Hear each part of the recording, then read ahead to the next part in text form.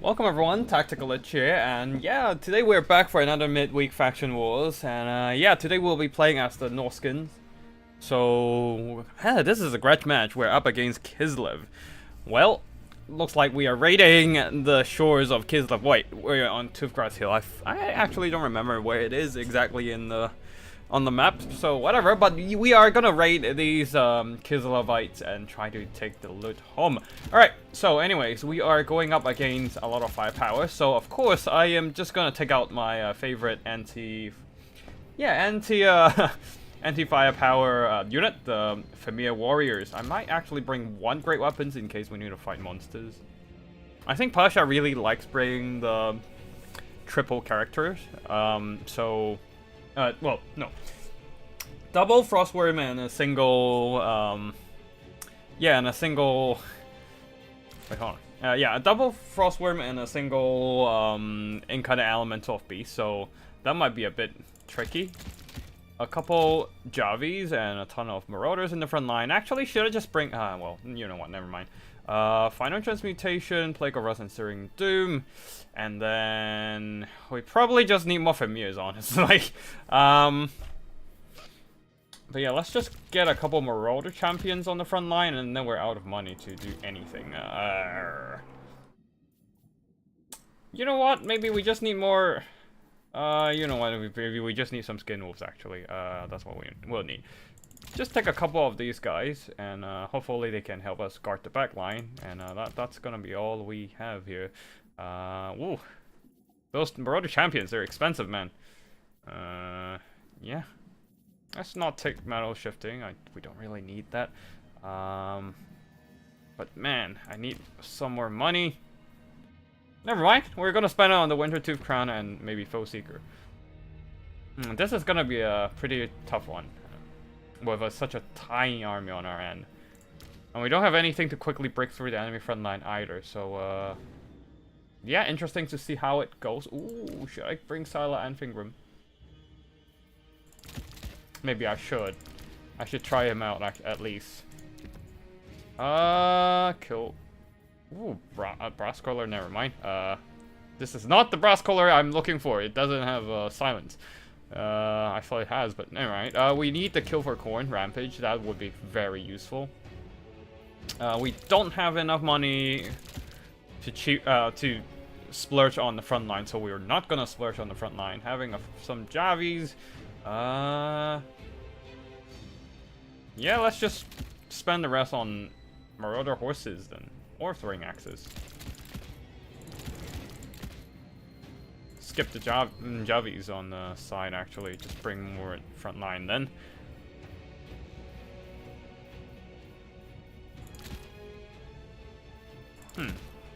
We only need 2 Familiar Warriors, if anything. Let's just get back our Javis and we can maybe throw in those 2 Skin Wolves. Yeah, let's see what happens. I don't even know. But yeah, hopefully the Familiar Warriors can do a bit of holding in the front line, and I'm a bit worried about being flanked by mobility, but from what I've seen from Pasha's past record, he plays a lot more boxing, so I'll see what happens here. Front line here. We have the Skin Wolves that can maybe flank a bit. Familiar Warriors will be the infantry breaching force, and a couple of javelins, throwing axes, and whatnot. Yep, alright, so that's gonna be all we have here. And we don't have enough money for the rest of the upgrade, so let's just go. Let's just go on in.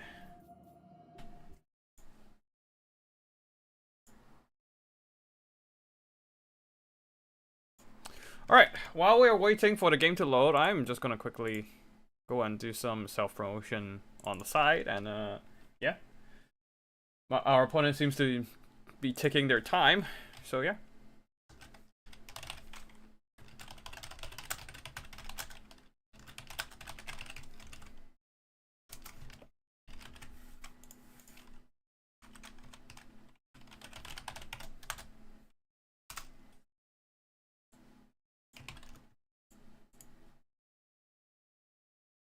Alright,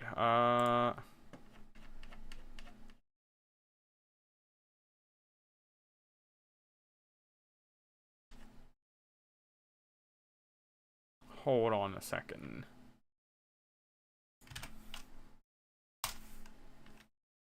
Alright, we're loaded in. So we just need to set up our army. And hope our opponent is indeed bringing his triple character build. Familiars will be the anchor of our front line. Hopefully they will hold. If not, we're will be screwed. But we shall see. A couple of throwing axes acting as like a mobility that can flank around and maybe do some harassing on their single entities. But yeah, or maybe we can just keep them far back. While our skin will be providing some protection on the back line. But honestly, I feel like I should have just brought more familiars, I feel like. Almost. Yeah. Anyway, Skylight is expensive, so that means we have less money to spend on backline protection and all that. So, yeah. Yeah, maybe I should have just bring another familiar. We shall see. We shall see. Alright, just gonna tell my opponent we are ready.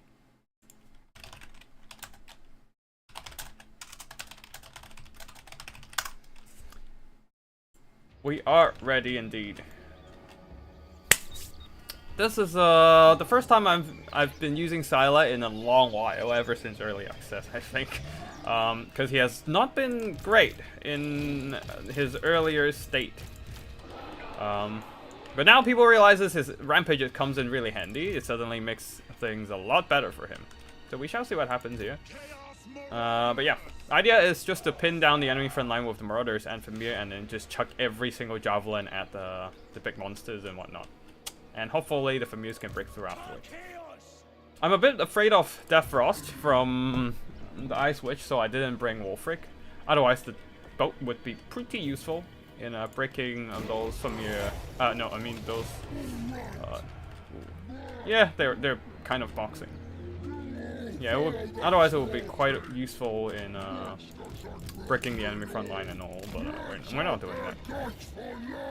Our 140 range, so I mean it's hopeless to try and out-skirmish the enemy's horse archers, so I'm not gonna bother. Instead, I'll probably just send something to tank it, like the Familiars. They will hold just fine.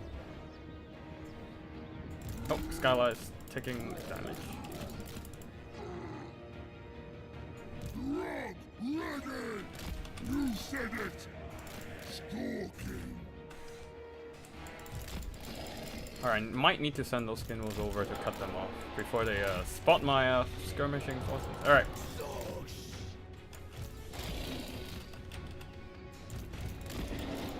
Alright, there's no point going over to that side. I'm just gonna send those Familiars over and let them get shot for a bit. Alright, just keep shooting at Familiars, please. They have the leadership to eat that. I mean, they have the leadership and the missile resistance. Both are very important here. Alright, let's just let them keep firing. I don't really care.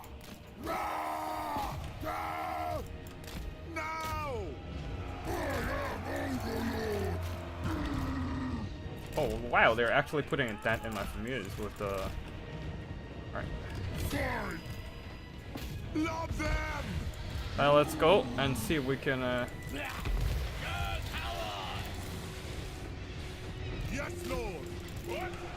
Alright, let's just charge them. Familiars can keep eating those ice arrows to the face while our Familiars can start driving up or something.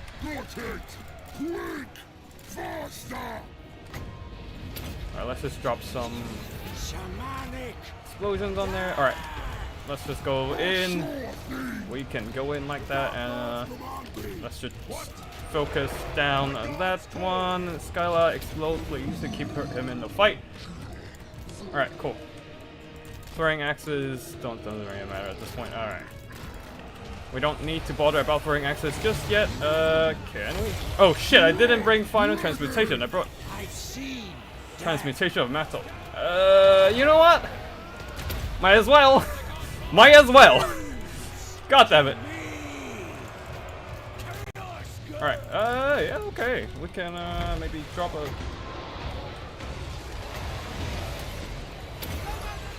let's drop another. Can we drop the chuck some stuff over there? Alright, let's just maybe jump into these guys. Throwing axes, you can come out now. No time, wait. Javelins, keep throwing. Yeah. Sorry, you can keep fighting that actually. And you know what? It's not too bad. Alright, you know what? You guys can go into melee, I don't care. These guys can come back over here. We are winning on the flank fight. Our second unit of familiars are dead though, so that's not great. Alright, we're winning the middle fight for sure. No issues at all. Just keep chugging throwing axes in, I guess. Alright, let's pull them out. They're walking the wrong direction. And we can maybe send yeah, no, let's not bother about the ice glaive situation there. Alright, we're almost done with another explosion. Yeah, I think they were just walking in the wrong direction.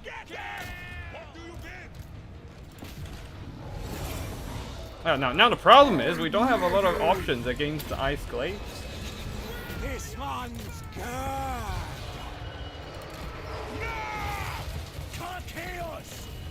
Alright, yeah, let's just beat that up. Explode a bit. Alright. Keep them in the melee fight or something. We can maybe go and give them a charge, send our stuff back in. You guys come back, I need you to help me. Alright, let's send over some help again for Scylla. Alright, we have routed off those guys on the flank. And Skinwolf needs to get out of there. Pull back, let them heal a bit first. You guys can keep healing. You guys fight that. Alright. We got a nice Searing Doom in, and Scylla, go in. Frog the Troll King! It's, yeah, he's doing just fine. Alright, yeah. Turns out like, we don't really need those throwing axes, but, I mean, they're helpful, but we don't necessarily direly need them exactly, so, you know, it's fine. Yeah, I brought the wrong spell. Should have brought Final Transmutation, but it's fine. It's fine, it worked out. It worked out regardless. 50 more seconds until we get our, yeah. Those, Ice Glaives are not working well right now. I feel like the mouse button is a little bit irresponsive. Unresponsive? Weird. Alright, I think we got it. It's army losses, I think. Yeah, everything is just they're hanging on by by our blood. But yeah, Famir worked out. We got the javelins. Are we winning? Yes, we are winning indeed. Famir for the win. Famir and Scylla and Pingram actually both are very good. I'm surprised how good Scylla is these days. They absolutely smack down Constantine and yeah, that is NRS versus KIS. Yeah, I was surprised how quickly Throg and Scylla slapped down Constantine and the Incarnate Elemental of Beast. Like, of course they have the help of the Javis, so they got some ridiculous value shooting up Constantine and Incarnate Elemental of Beast, and also did some shots at the Hack Witch, but mostly just killing the Incarnate Elemental of Beast extremely fast. Yeah, that's why you don't bring the same build every game. Lich has testing new meta spells. Well, well, that was not intentional. That was not intentional non-meta spells, but yeah, it works. Yeah, Searing Doom is mostly doing the heavy lifting here. Like, I didn't really do much with the Skinwolves. It's mostly the Javelins and the Famirs who are doing quite well. And Throg plus Scylla just absolutely slapped down everything from the other side. I was geared towards a double Frostworm situation, Double Frostworm plus an in-color elemental of beast situation, but none of those, none of the Frostworms are here, so this was more than enough to take down the incarnate. But at least, at least I, the final transmutation wasn't needed here. If it was a double Frostworm scenario, I definitely would have needed those final transmutation. But yeah, so basically what happened was I've been seeing Pasha playing for a while with Kislev pretty much every week now, and I think he used the same build quite often, which means I can kind of predict what he might be bringing with the same build, with a very similar build of a rather boxy Kislev army, and kind of elemental of beast, and it's like a bit box heavy and monster heavy. So yeah, I was able to design my army to counter that, which is why for players, you might want to just mix up your combinations more often, even if you're playing the same faction. But yeah. Alright, looks like we have a couple replays, and the... Oh, okay, we might just wait a bit here then. There's only one more game in the latest round, so we're just gonna wait for them to be done. Gabran versus Torresin. Or maybe we can just check out some replays. Oh, well, Scabran is done, and then we are down into the next round. We're gonna go up against Korn of Shamich. Alright, I need to find a player, actually.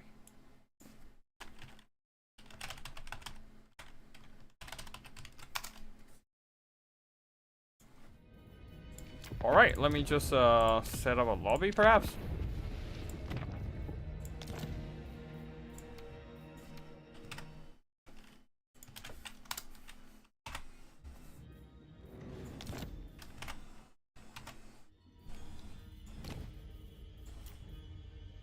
We're up against Korn on the map of Tower of Hoeth. Alright. Korn. It's gonna be hard to out-Korn Korn, especially given they have, is there 2 Tinches in this? Yes, there are 2 Tinches.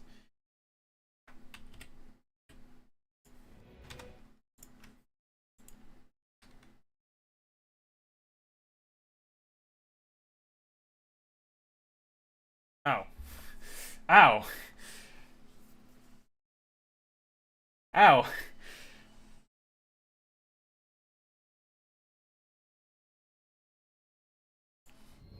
Oh, well, Tower of Hoeth was actually a quite popular map back in the day, actually. So we're fighting on familiar grounds. Very cool to see the wolves doing well. Wait, do we have 2 CDs in this game? Oh, oh, oh, oh. Oh. Yeah, and maybe I need to enforce the faction picks a little bit more harshly next week. Actually, I'm feeling like making scheduling a meme tourney next week or somewhere down the line this month. So maybe we'll have something different next time.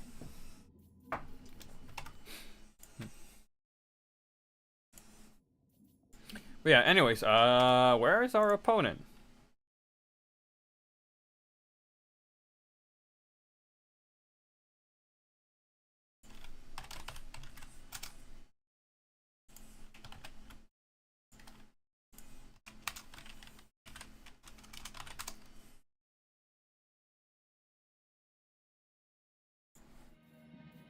Alright, we're fighting Korn, so we need something. The best way to fight Korn usually is to kite them out. At the same time, maybe we can actually afford bringing Wolfric this time. Just because it's not great for... It's not great for Throg to be there. With all the fire damage and whatnot. So yeah, we'll just get Seafang and Kite. Yeah, actually, you know what? Let's not go all in on Kite. keep bringing Familiars and a couple of Javelins. I want to play with more Familiars, so there's that.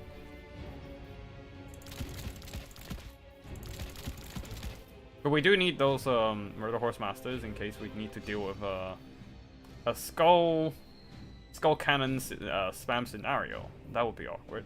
I mean, you can't spam Skull Cannon with the unit limits, right? Oh, I didn't put in any limit on that? Okay, never mind. You still can bring 2 Skull Cannons, I think. Might need to put it in next week or somewhere down the line, maybe. Anyways, or should I just bring a freaking War Mammoth here? And try to do some stomping. Yeah, let's just keep using Scylla every game. I do like the Rampage ability. It works quite nicely. You know what? Just bring War Mammoth. Fuck it. And we're out of funds. Oh, great. Yeah, skip the Javelin infantry and then Marauders. What else? Ice Wolves? We need to go up against something like Skin Wolves and stuff. So, you know what? We can just afford another. Yeah, let's go. Oh wait, shit. We don't have Spellcaster. All right, never mind. Spellcaster it is. Let's just get a Metal Magic and then on foot Plague of Rust and Final Transmutation. That's it. And then another Marauder. Or just get 2 Warhounds. Yeah, might as well. So our killing power mostly rests among those monsters. And we're out of money for everything else pretty much. Wait, or Warhounds with poison? Or should I just grab the Bees of Dash? No.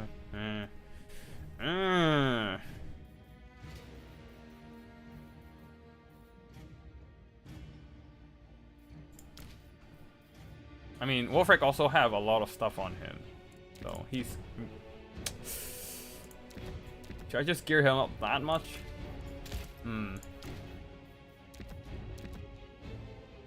You know what, whatever. We're bringing him on a Mammoth, so he needs some strong fighting power after all. Figure Refresh would be neat, and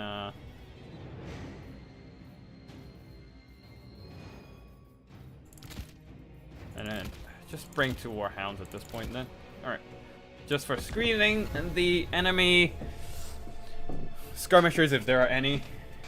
If not, then they're kind of useless then. Alright, cool. We're done. Let's be ready.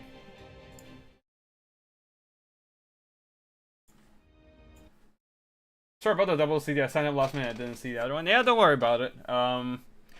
Yeah, it's fine.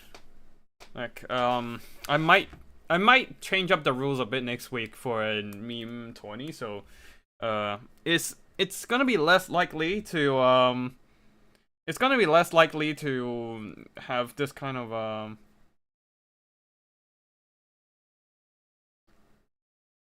yeah, it's hold on.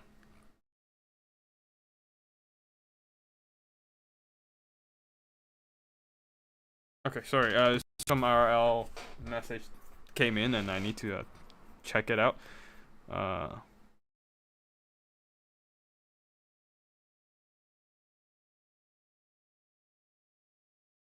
Alright, cool. Never mind. Seems like everything's alright. We're just gonna be waiting for our opponent to get ready. More dwarves. Yeah, but yeah, I feel like mixing up the routine a bit and maybe bring in the meme stuff next week. Which will be less likely to have this kind of mirror matches scenario or a duplicate faction scenario, because it will take a lot more. It will need player to put a lot more thought into their army build if I want to make like a meme build event. So yeah, it's gonna be less likely to just for people to rush in with a random army build too. Yeah.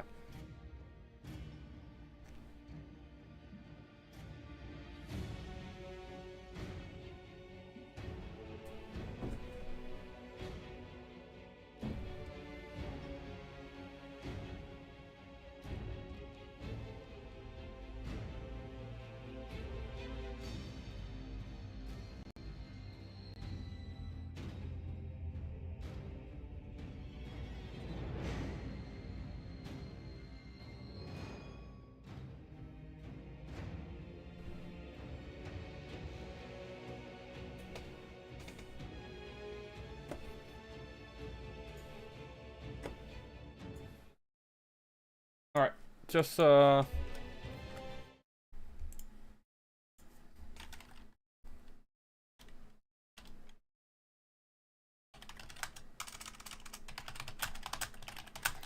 army building go?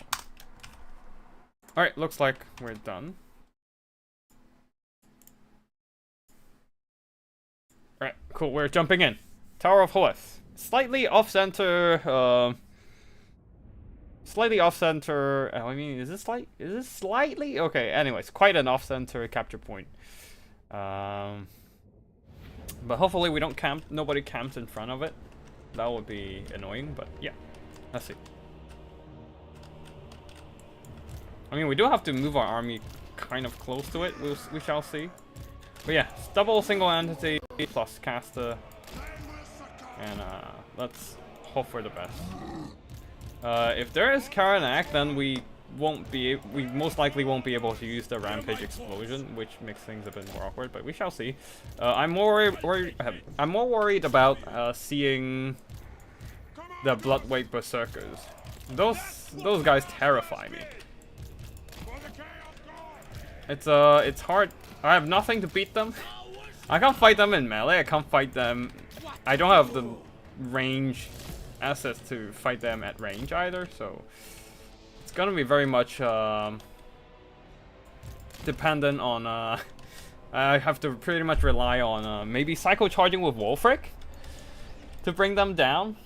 Because the Familiar Warriors, even with the anti-infantry bonus, they're still no match against the Bloodweight Berserkers.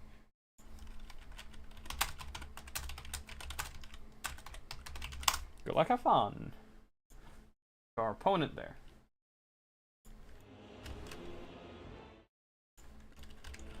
Alright, let's get ready.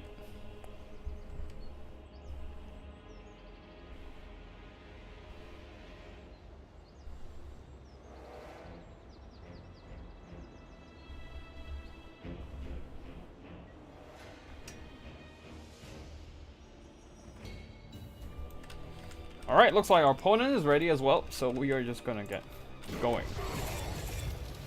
Is there Karanak? No, there ain't Karanak. But they are... Oh no, the Slaughter God! We have Searing Doom. We have Searing Doom. We can probably handle this. Oh wait, no, we don't have Searing Doom. Oh shit. Okay, that makes things a bit more awkward. No, let's just turn on Skirmish Mode, just cause. Get those hounds in position, and this guy might want to run in. Ready to murder.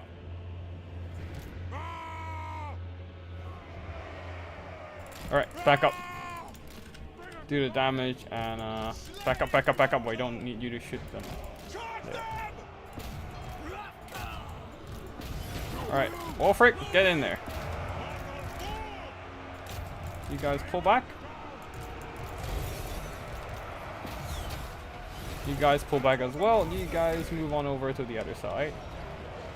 Wolfric, nice stuff. Pull back. Pull for your own man.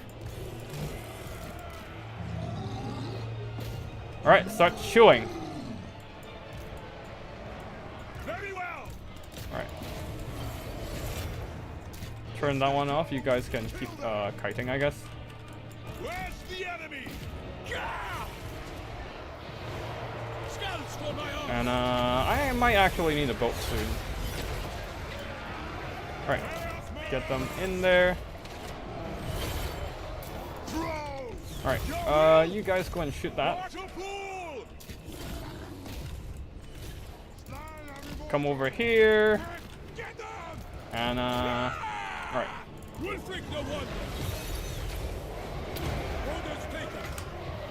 I can't bolt this. I might actually just have to bolt this. And Skylek, come back over here and send those hounds over. Oh shit, that's a lot of dogs! What the fuck?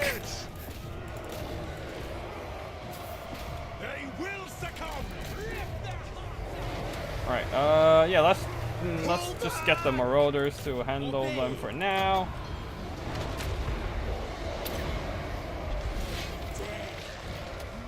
And yeah, let's just get a bit of a Final Transmutation over here. And alright, Skyla, can you go there and deal with Valkia for a bit?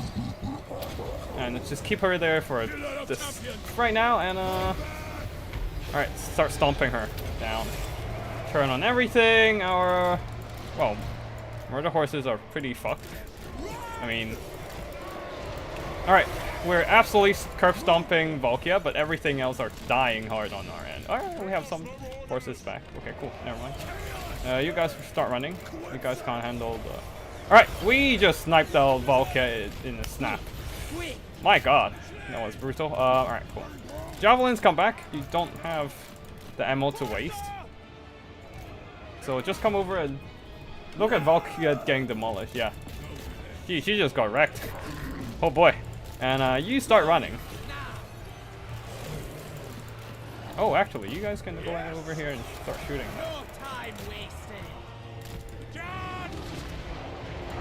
Alright, we're gonna start stomping things. Oh, I forgot to turn off that attack command. Skyla can keep fighting that, I guess. Oh, you know what? We can charge that. We are more we're healthier anyway, so it doesn't really matter. Do we have anything? Yeah, let's just go and capture the point.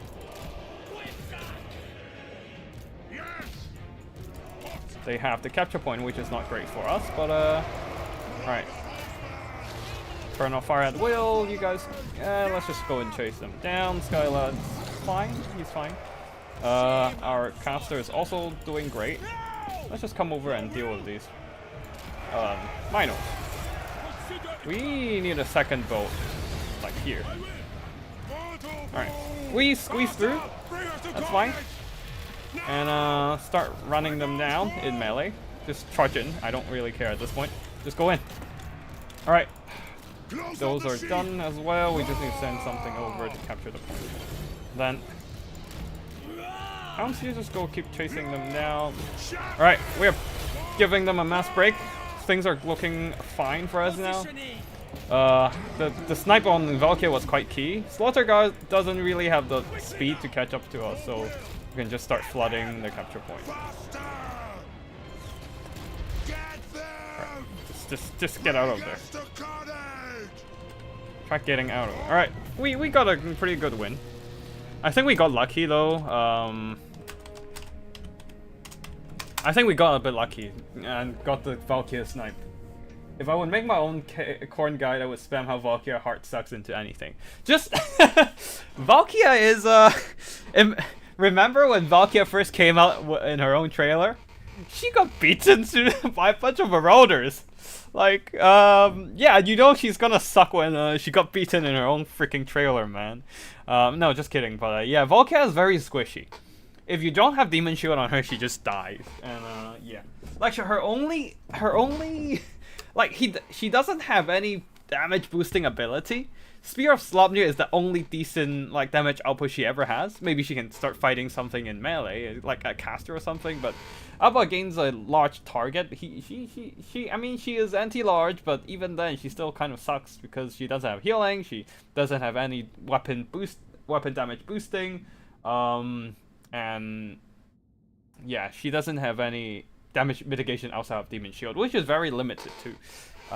She's a good distraction and AoE. Yeah, these two are her two main points, right? Like, and also being more survivable against missiles. So like you don't get shot as heavily as something like say Scarbrand. Otherwise, she sucks.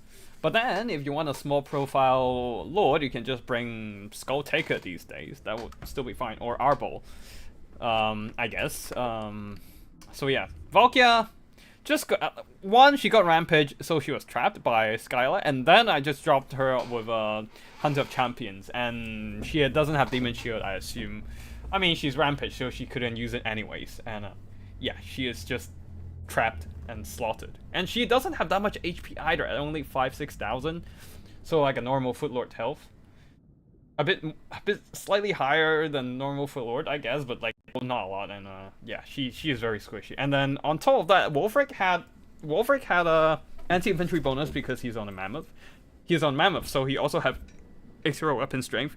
And so all that all that combines pretty well with the sort of Torgold further boosting the weapon damage. So yeah, that was it was good against Draukith? Huh, really? I guess. Oh well, she's also the only Footlord that can fly from Khorne, I guess. So that helps her. If you want something flying and pressure Malekith. But yeah, just damn. Damn! The slap! Oh, poor Volkia. But yeah, Famir didn't do as well, but I mean, mostly it's just Wolfric and Skylar carrying today. But yeah, GG to my opponent there. Almost felt, I mean, the front line situation wasn't great. Everything is just falling apart for us because, well, those are coin infantry. But yeah, we managed to take a win with against Volkia and just help us snowball the advantage over from there. All right, so we are just gonna wait. While we wait for the other players, I'm just gonna quickly download the replays and then save up stuff for the casting later. Yeah.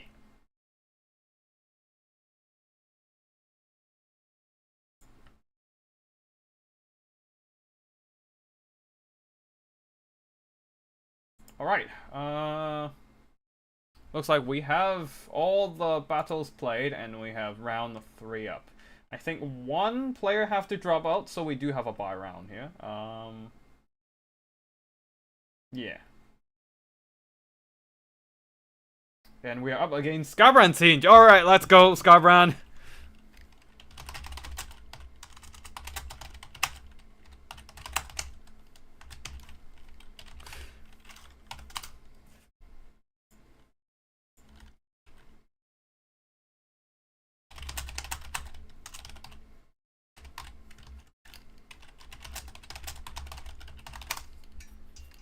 Alright, time for a comeback. Last week we lost. And this week we're gonna try to get one back from Skarbrand. I do wonder if they have a lobby.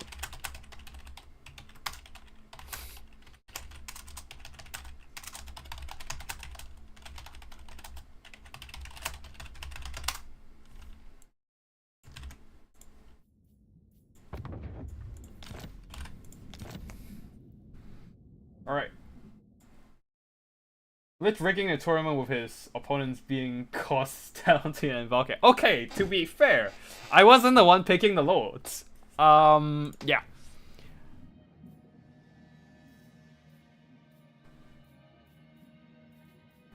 Alright, let's see Norska. And we need to play against oh no, it's against teens though. We're gonna get blue fired to death. Alright, javelins it is. We need a lot of javelins. And Famirs. And hopefully we have something that doesn't should I just maybe I should just bring Wolfric. Yeah, bring Wolfric on a War Mammoth again. Because he has the HP to tank shots, and unlike Throg, he is not weak to fire. And I'm quite worried about... I do need to keep him hanging back behind enemy lines. Alright, let's do that, and then... more javelins, I guess. Just grab more javelins on the ground, and just a lot of javelins, you know. A lot of javelins. Skyla? And then another... Did I just grab a... Let's just grab a burning head from here. Burning head, and we're out of money. Great. We are too expensive, eh? We just cut out Fight or Die. Cut out Foe Seeker. Or maybe just cut out Fight or Die. And we have a perfect army. This is it. We have the perfect army.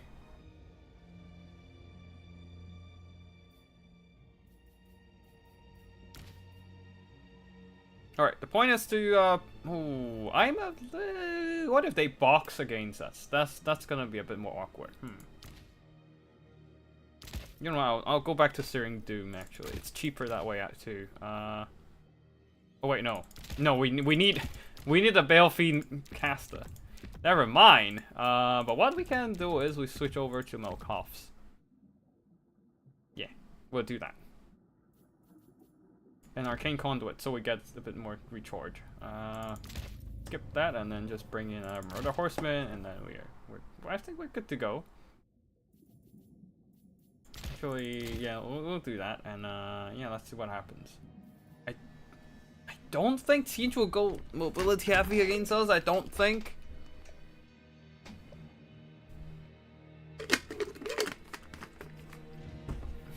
I hope I ain't wrong. Oh, also we need to change map, Valley of Thieves.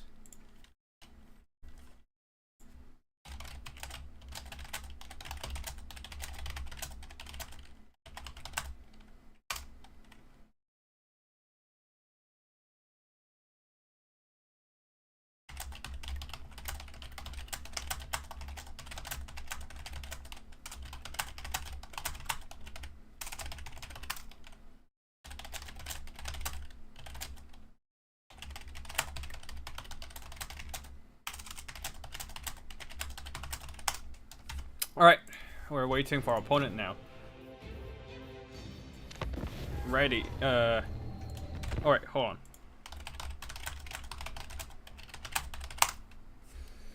Alright, we're ready to go. Except that Northcote only has 3 lords. Yeah, I mean, the DLC would help a lot, I guess. They probably need some free lords, if anything. Because a lot of other factions received free lords. Just not Norska. Like, Old Elves got 3 lords, Beastmen got 3 lords, 0 gold spent, 0 gold left over for sure. Yeah, that is the perfect army. Yeah, a lot of factions got 3 lords, just not Norska. Like, even DLC lords got 3 lords, I think. Wait, hold on. I don't think Vampire Coast got a free lord, they just have everything they received from beginning. So they didn't get new lords, but they also didn't... They have more than Norska from the beginning.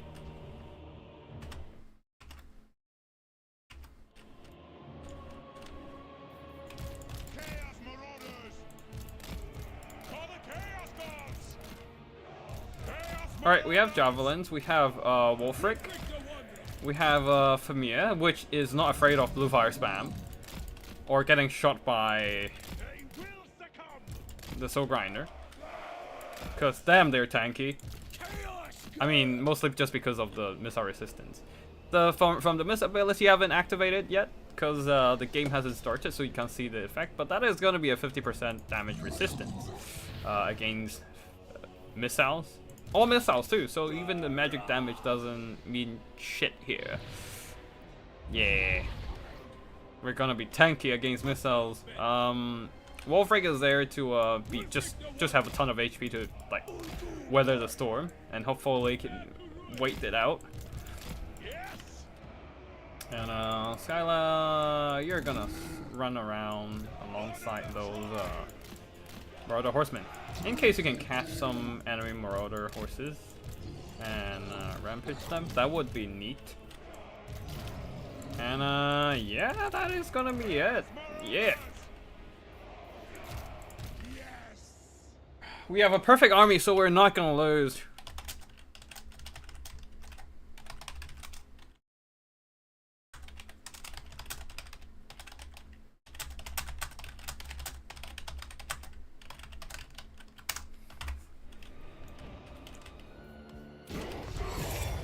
Alright, is it gonna be a blue fire spam? Oh shit, changeling!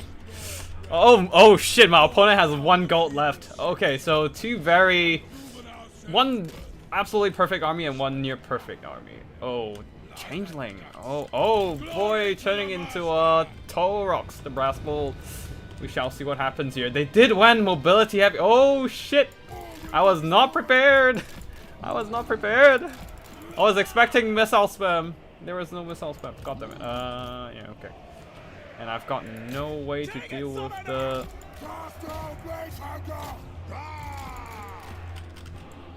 I have no way to deal with the final transmutation spam though. Alright, time to back the hell up. And Changebringers are in, and I'm not liking this. Let's pull back, everyone. Let's pull back. They hurt a lot. Alright, just keep shooting at the Changebringers, please. They have a lot of damage potential. Alright, run! Ow, ow, ow, ow, that hurts a lot, that hurts a lot. Come on over. Shit, everything just dying from the burn. Oh shit. Throwing axes! Eat your soul! Now is our time! Alright. Our opponent is trying to out-micro us and is kind of successful in doing so too. That is not great. I don't like this.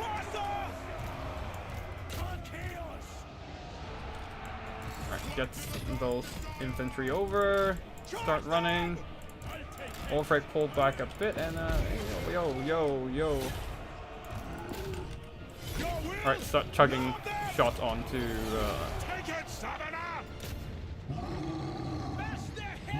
start chucking those javelins in.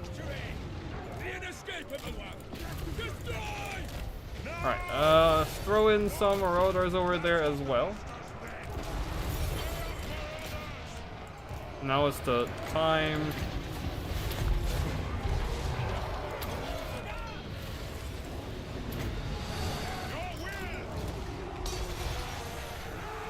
Alright, let's go and chuck stuff at them. Alright, pull back!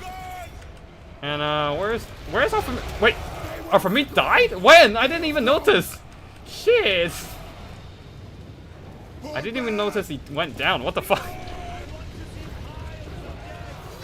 That is pretty damn bad on my end. I mean, I did pull him a little bit too far ahead, but I didn't realize he died so soon. Oh man, something killed him, but what?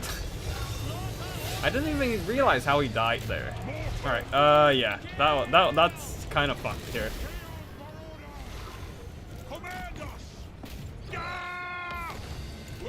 Things are a bit fucked from this point on, and Wolfric shattered. Okay, this is fucked. I was not prepared for a heavy cavalry.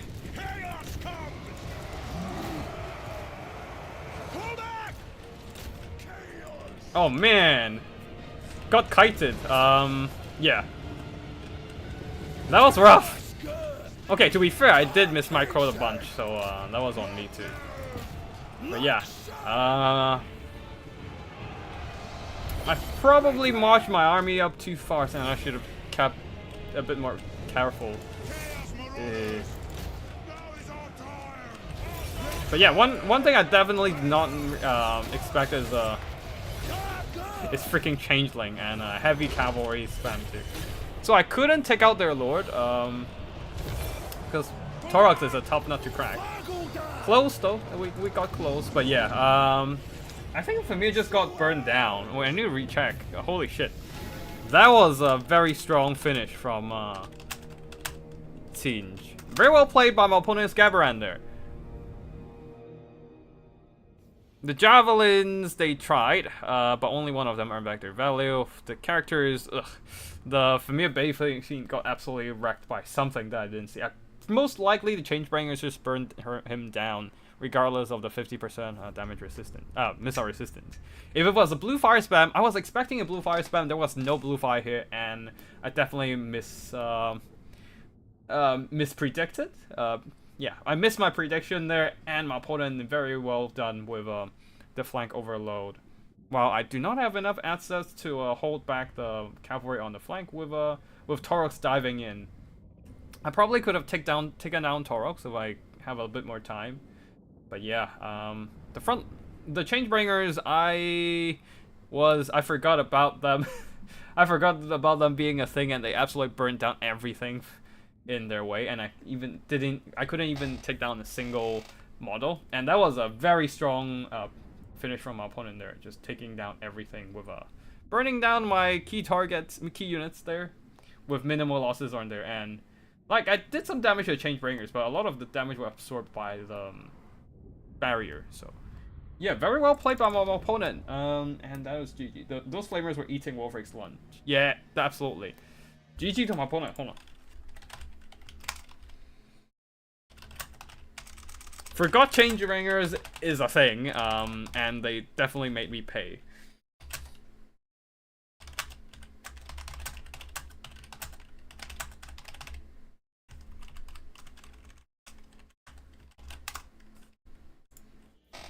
Yeah, next time, yeah, probably don't take Skylar into this matchup. As much as I like to play with him. I mean, want to try him out and stuff like that. Probably for me, Battlefield is still fine. I need to check out what happened to the Familiar. Hold on. I didn't even realize he died when I wanted to bring him to cast.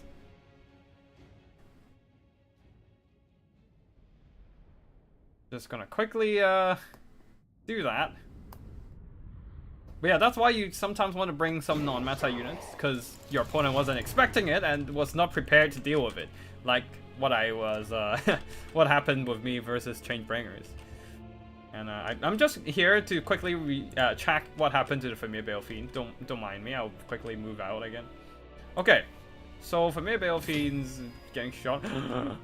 The Changebringers! They don't care if he has a 50% damage missile resistance. They just burn him down. Oh, poor Familiar. Oh.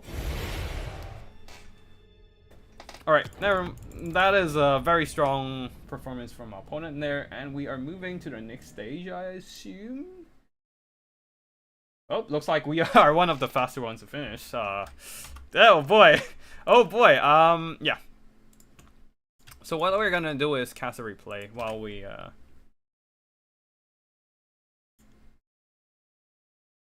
wait for the round to conclude. Let's start from the first round. I think that is gonna be, yeah, AC versus Captain Tillis. Hold on. Just making sure I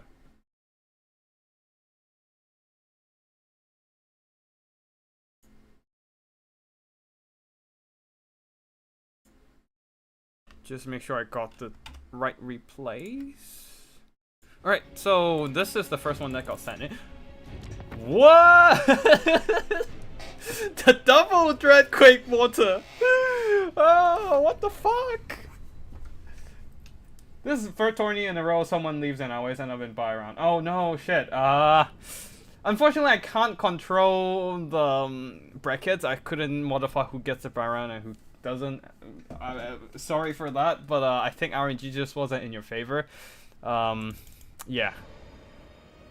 But yeah, so Captain Tillis going very non-meta here. Alright, we have Corio on the left with Dark Elves. Going with Dread Spears in the front line and Bleak Swords mixed in with a line of a lot of AP at the back, actually. Dark Shards, 3 of them, 1 of them the Bolt Fiends, and then 2 Hagen of Executioners, and in the sky some Harpies and some Koan Knights on the flanks. Leading the army is a Supreme Sorceress of Death with Spirit Leech and Fate of Buna. Wait, hold on. That was Gordon Ramsay. Oh right, I forgot. It's 2 Chaos Dwarf player. I think I just instinctively think of Captain Tillis playing Chaos Dwarfs. Never mind. We have another Chaos Dwarf, which is Captain Tillis in the next match. But Gordon Ramsay, what the fuck, bro? Wait, double mortar, double Dreadquake Mortar. What the fuck, bro? This is a mad lad build for sure. Double Dreadquake Mortar, ready to bombard the shit out of those poor Dark Elves. The front line of Goblin Laborers. 3 Infernal Gods with Fire Glaives, 1 Infernal God with Great Weapons, and oh, Infernal God with Great Weapons. Interesting. You never see these guys. You usually see the Infernal Ironsworn, which is the upgraded version of Infernal Gods, or I mean more elite version, with explosions as well. No Great Weapons, unfortunately, but yeah. So a very elite armor-piercing backbone, I guess. Orc Laborers at the back, guarding the missile box in the middle. Leading the army, though, is Zaltan the Black on the Lamassu, Withering and Enfeebling Foe on the Lamassu Bound Spell Kit, plus Demon Smith Sorcerer of Fire. Wait, okay, the Dreadquake Mortar mostly missed. I mean, kind of singed the edges of the Dread Spears with that shot. So yeah, probably needed to start turning around and picking targets for the Dreadquakes. Oh, these would. Oh, this would be such a juicy blob for a 2-for-1, but we shall see what happens. if a Dreadquake hits this spot as well, then it might be a 2-for-1 on the Harganev Executioners. The Dark Shards are pulling back though. Okay, the Harganev Executioners are trying to dodge, but nope, that is not working. Half a unit gone from that shot, and they're still taking damage from the monstrous impact. The tremors on the ground, taking them down to half health or less than half at that point. Even the Koa Knights got hit by the launch. So one way to dodge these kind of slow-moving projectile is just keep your army moving forward. As soon as you see the shot launches, you pull back or you stop the army from moving, and then the shot will be launching short of the target. Because the trajectory calculation is they try to hit the stuff, the spot that the unit is supposed to be in when the projectile lands. So they predict the forward-moving unit will reach perhaps this point. So they're gonna when the projectile lands. So the shot will be launched towards this predicted spot. And if you stop moving or pull back, and then you'll be moving away from the predicted spot, and which is the landing point of the projectile. But sometimes, of course, the trajectory goes off, like the accuracy goes off, so the projectile just misses its intended spot and somehow ending up hitting the target despite the dodging. But yeah, anyways, oh no, there's so many units blobbed up. And oh, that is a 2-for-1 on both shots. Two Harganev Executioners and both Fiends got hit by those Dreadquake. Oh, and oh no, the Bleak Swords are piling onto each other, onto the Dread Spears, and that is a 2-for-1 burning head, taking a substantial damage. Now the Bleak Swords are just trying to beeline towards the frontline engagement now, and try to get towards the enemy frontline, but that might be a bit too late. The Harganev Executioners are almost entirely dead at this point. Dark Shards needs to get in and start shooting at the Dreadquake Mortar, but it might be too late, as both Dark Shards are almost dead. One of them are still relatively healthy, but they're not getting close enough to get to the Dreadquake Mortars. And the Furies that are sacrificing themselves to tie down the Dreadquake, yeah, they're getting lit up by the Fire Glaives. Oh shit, the next round is starting. So, but I hope my opponent can wait a bit. But yeah, oh shit! That Dark Shard had a blocky for me. Wait, can you even bring 2 Dreadquakes here, actually? Hold on. I need to check for the rules. I'm not sure if you can do that.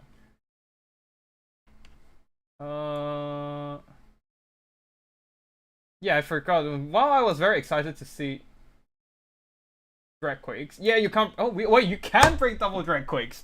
It is a very legal build. Oh boy, the Dark Shards and the Dread Spears and the Harganev Executioners were not ready for this, and they've got entirely destroyed. And the backline, the pressure on the Fire Glaives are no longer there. The Furies are dead, and the Goblin Laborers, just kind of being the speed bump they are, held on long enough for the Dreadquake to do the work.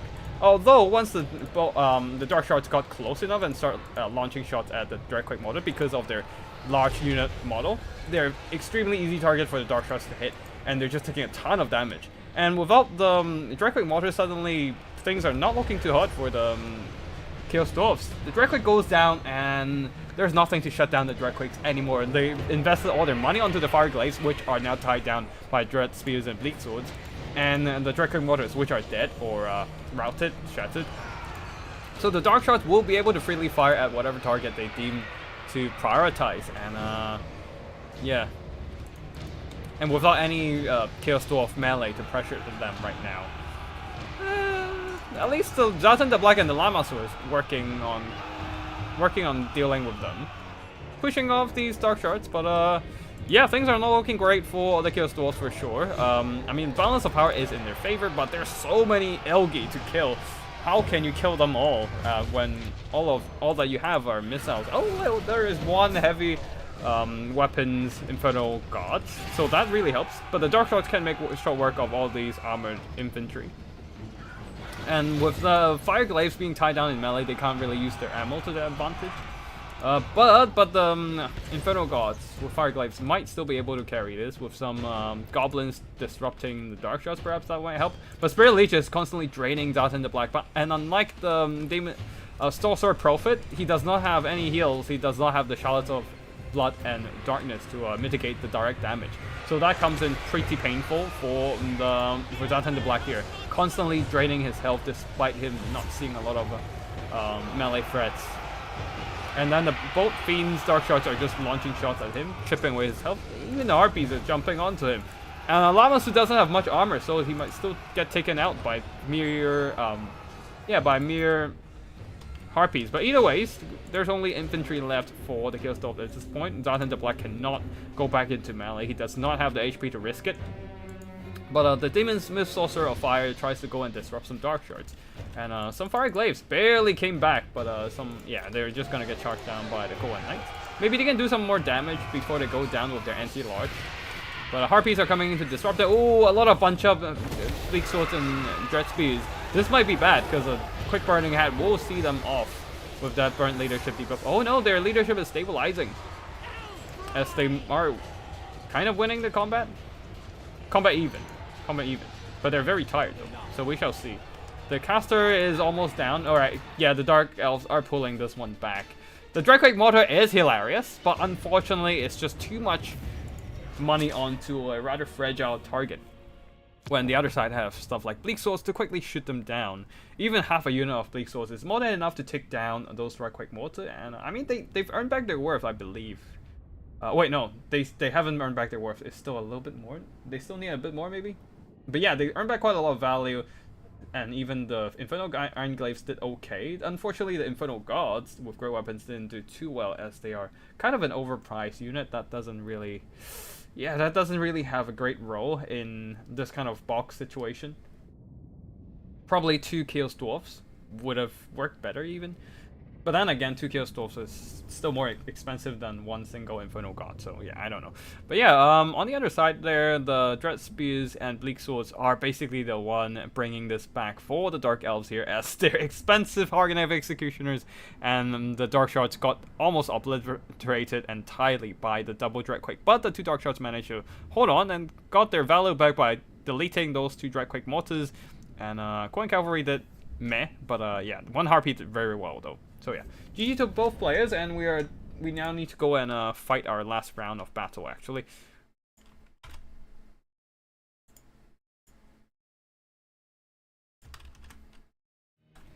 Yep. Sorry for the wait to my opponent. Was casting...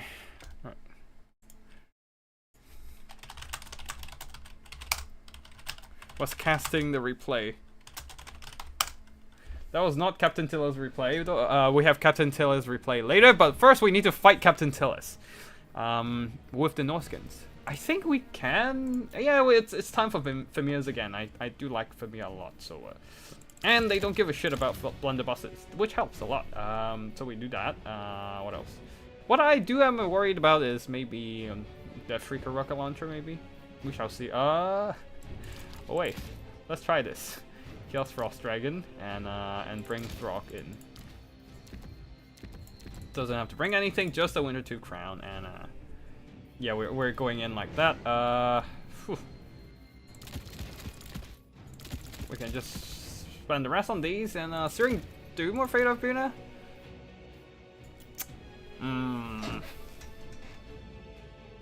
Fate of Buna or Searing Doom? That is the question. Unfortunately, Siege doesn't have shade. Oh wait, wait, hold on. Sorry, I'm just gonna catch up on the chat actually. He took that against me in ranked. Unfortunately, Siege doesn't have shades.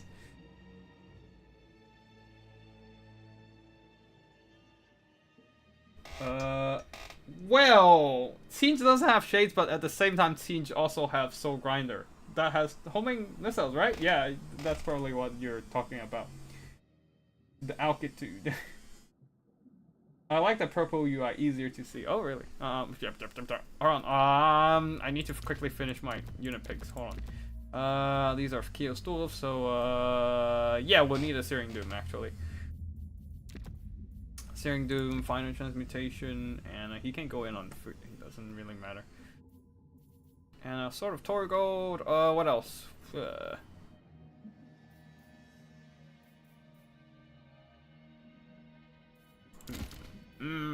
Actually, you know what? What we need is probably... Oh, it would be awkward if they start bringing up... Yeah, if they bring... Oh, hold on. Should I just do something else? It will be awkward if they start bringing up some... Outranged by any... So Rhino has only 250 range though. Outranged by any artillery. But the thing is, Chaos Dwarf outside of Deathshaker Rocket Launcher doesn't have any good artillery against Soul Grinder. So it will still be good against Dreadquake. So it doesn't matter. But yeah, anyways, nobody expects Dreadquake Mortar, so that's probably why it worked in that game.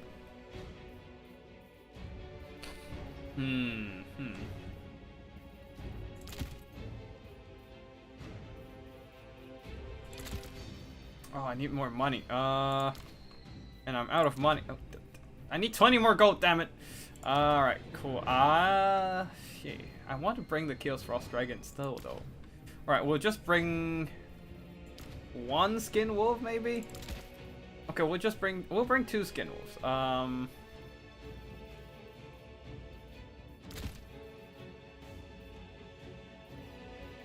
And then... maybe more money. God damn it! Why are the monsters so expensive? Just turn off Winter Tooth Crown and I just need 20 more gold and I can get a Marauder Hunters, but I don't have 20 gold. God damn it! Oh, it's because of this. Final transportation. God damn it!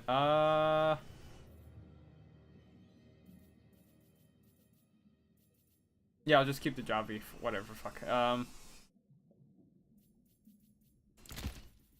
Alright.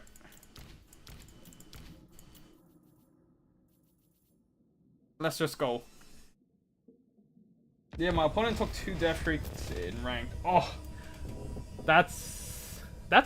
Ooh, that's a lot of investment in Death Freaks. Okay, that probably kills Soul Grinder. Yeah, that kills Soul Grinder for sure. But yeah, Deathshaker Rocket Launcher, though, it's kind of a weird thing.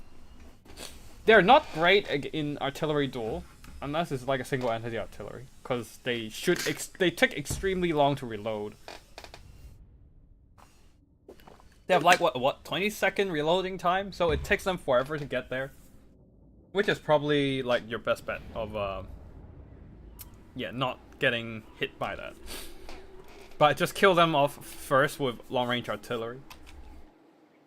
Like cannons or something. But yeah, as Teench... Ooh, yeah, as Teench, that is gonna be rough. Oh, wait. Teench versus Chaos Dwarf, that is gonna be extremely rough for Teench, right? Because the Furies doesn't do jack shit against the Chaos Dwarf box. They just fly in and get shot up by blunderbusses and whatnot. Actually, I don't know. I don't usually play Chaos Dwarves or Siege, so I don't know much about that match. Excuse me. I don't know much about that matchup. Would love to see one, though. That would be an interesting thing to watch for sure.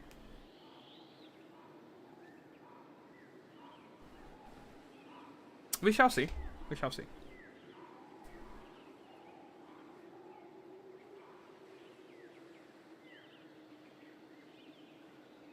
Alright, we're just gonna wait.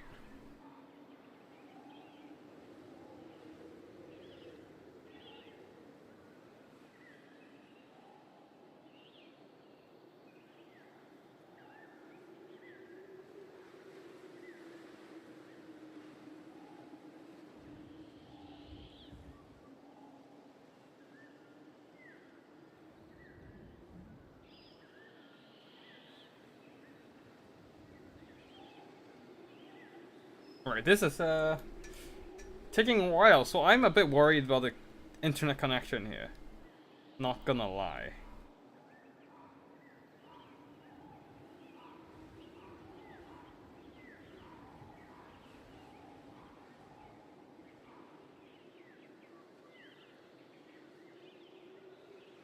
Okay, we shall see what happens. We shall see.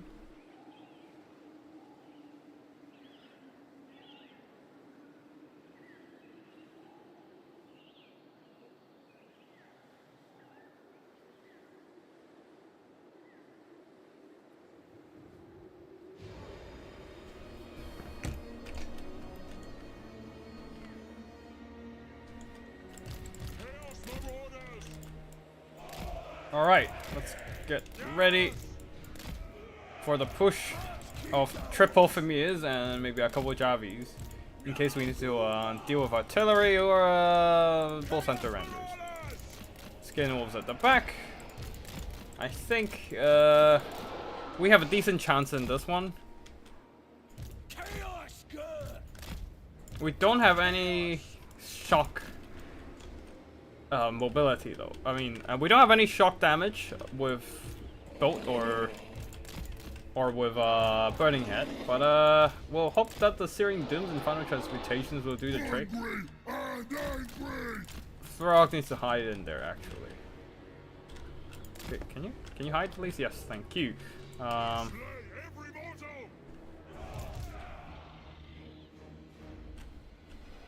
Yeah, just one skin wolf there. If there's double Death Freakers, I'm a bit fucked with the Famirs, but we shall see what happens here.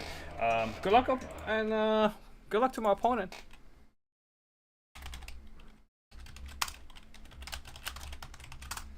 Ready as well.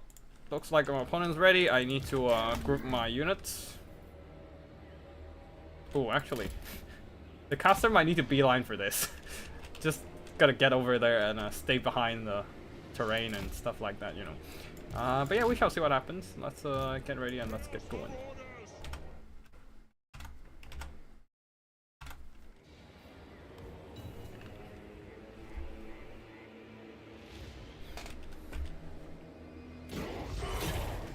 Alright, we are gonna get kited, but those are Hobgoblin Wolf Raiders, so not a lot of... It is a Death Freaker rocket launcher, so that is a bit finicky to deal with. I don't really care about the skirmishers, because, well, these are just Hobgoblin Wolf Raiders, so whatever. For me, it doesn't care. You can shoot, don't care. Can we maybe get a volley of jabs? Yeah, let's just drive them back with that. You stay the hell behind here. And, Skin Wolves, get over here. Alright, let's just shoot the fuck out of him. Infantry are gonna die, and that is a sacrifice I'm willing to make. Let's just move our mobility over.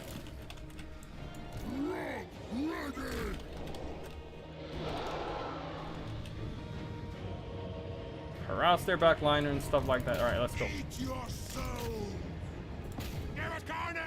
Inferno Islands 1? Yeah, sure. Doesn't care. Alright, back up.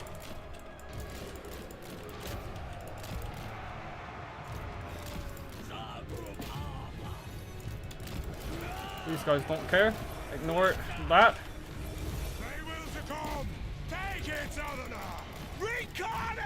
Okay, took some damage there.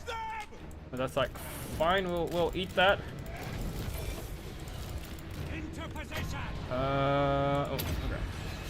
And then bring them over there. Alright. Oh no! Friendly fire! God damn it! Oh shit! That's a lot of damage from everything here. Alright, yeah, let's just ignore that. Pretend we didn't see anything there. Skin will start pouring out.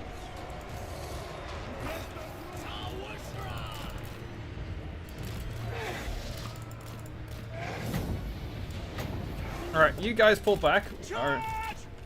Alright, Skin Wolves can move in, I guess. Oh, nice stuff! Nice stuff from the Frostworm there. But our infantry are almost dead. Almost entirely dead. We can pull back with these guys. They can activate now. As you say. Manifest that. Feeding time. Alright, let's just jump them over there. Time wasted. Just keep pushing them, keep pushing, keep pushing. Shit, this is not doing great. Our units are too scattered all over the place. And the Hobgoblin Cutthroats are actually doing better than I would have imagined. Alright, cool. Leave. Oh shit, it's going down. Run! Alright, let's just run over there. Moving out. Eating time. Right, pressure them. Maybe. The dragon's probably not coming. Frost dragon probably is not coming back. Taking down the Death Freaker rocket launcher, and yeah, it's going down.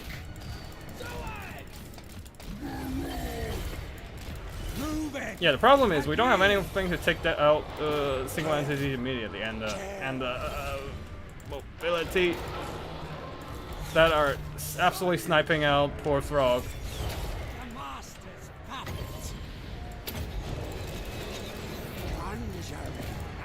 Oh shit! Throg took too many jabbies to fire shots to the face. God damn it! On my way. And the Familiars went down. Oh right, that's not great. So be it. Chaos Marauders. That was a bit disappointing from the Familiars, but it is what it is. We'll just have to duke it out, I guess, from here. Oh shit! Yeah, interesting. The Raiders are actually performing better than I thought. I was kind of dismissing them a lot here. Okay, Captain Tillis definitely is still very good at playing the Chaos Dwarves. Haven't seen him playing in a while, and I definitely underestimated a lot of the Chaos Dwarf stuff. And Frog is running off, and everything's kind of falling apart on my end, which is not great. Very well played by my opponent here, actually, yeah. I was totally underestimating the... Yeah, I was totally underestimating the Raiders, or Wolf Raiders. Their fire damage comes in really handy. And I think there goes Frog, actually. GG to my opponent, very well played. And I couldn't even use much of a magic. Alright, that is going to be army losses. GG.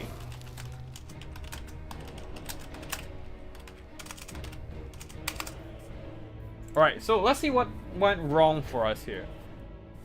I think I put too much emphasis on killing the Death Freaker rocket launcher when the main killer was actually the Fire Raiders, the Fire Arrow Raiders. Looked like a tough approach. Yeah, I think it's just mostly me dismissing the Wolf Raiders was a big mistake. And the Sneaky Gits did okay as well, just shooting up some of my infantry when they approached. And just push them back, alongside with the bombardment of the Death Freaker too. So my infantry got softened up severely before they even get to the front line. And without the infantry support, the Familiars, while they can break Goblin Labors, Hobgoblins hold a little bit longer, and then the Chaos Dwarf Warriors as well, just pinning them down. While the Death Freaker rocket launcher continues to do its thing. Big mistake for me to ignore those Wolf Raiders, because they also do a lot of damage to the Frost Dragon. I definitely should have been more careful with the Frost Dragon, because it was flying straight above these Hobgoblin Wolf Raider with bows and was taking a lot of those fire damage, and it was weak to fire. So same thing with Frog as well. Hurts a lot. Yeah, for sure. I wanted to bring Wolfrig, but I'm also afraid of a Spirit Leech, or in this case, Final Transmutation as well. Because Chaos Dwarf also have a lot of direct damage abilities that Wolfric has nothing to counteract. So if he got hit by Final Transmutation or Spirit Leech, he's gonna die, and he basically lives on a timer. And yeah, very well played by my opponent there. The layered approach with the Goblin Labor, Sneaky Gits, and Cutthroats was very well done. Yeah, that's basically it. Yeah, and Death Freaker rocket launcher did a lot of work. Some decent work, but yeah, mostly my front line got wrecked, and Familiars got wrecked as well, as they were just bogged down by a ton of enemy infantry and whatnot. So yeah, and I was not able to break through the enemy front line and get to the Death Freaker rocket launcher. I also should have definitely put more focus on trying to counteract those Hobgoblin Wolf Raider with bows. I just didn't have the assets to do it, with a lack of dogs on my side. A couple of Ice Wolves are nice here to deal with the skirmish. Yeah, for sure. I probably should have just went something like maybe this. And then something else for the front line would be nice as well. Actually, Wolfring is not a bad idea, actually. If I can just get him on the Warhorse, get Seafang, and just Hunter of Champions, maybe. And use Seafang and maybe a burning head to break through the front line, so that the infantry can get through a bit quicker and get to the enemy backline and stuff like that. I mean, he's on a timer for sure, but if I can just burst down the stuff on the front line, on the first couple layers, then I should be fine afterwards. But yeah, very well played by my opponent. A nice unit pick with those raiders. And yeah, that is going to be our run for this tourney. I assume there's still games going on. Oh, looks like Gordon Ramsay have to drop up, so Pasha got the win on that round. And although I think we might have a winner, depends on yeah, I think we actually have a winner at this point. All right, I'm not gonna announce it on stream, but yeah, I think that's yeah. Yeah, we do have wait, hold on, where's Courier? Oh, okay. Yeah, we have a winner in this Swiss format 20, which we can conclude this actually.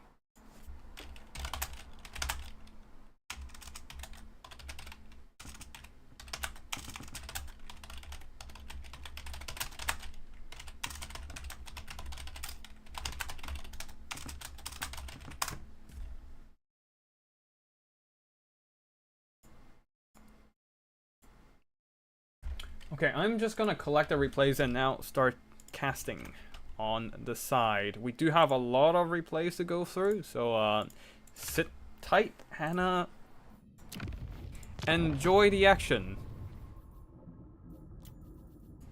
Okay, so oh yeah, we have the last battle concluded as well. Just let me quickly do the tournament admin, in the sense that I'm just gonna make an announcement about the winner, and then I'll be hopping back in actually for the casting.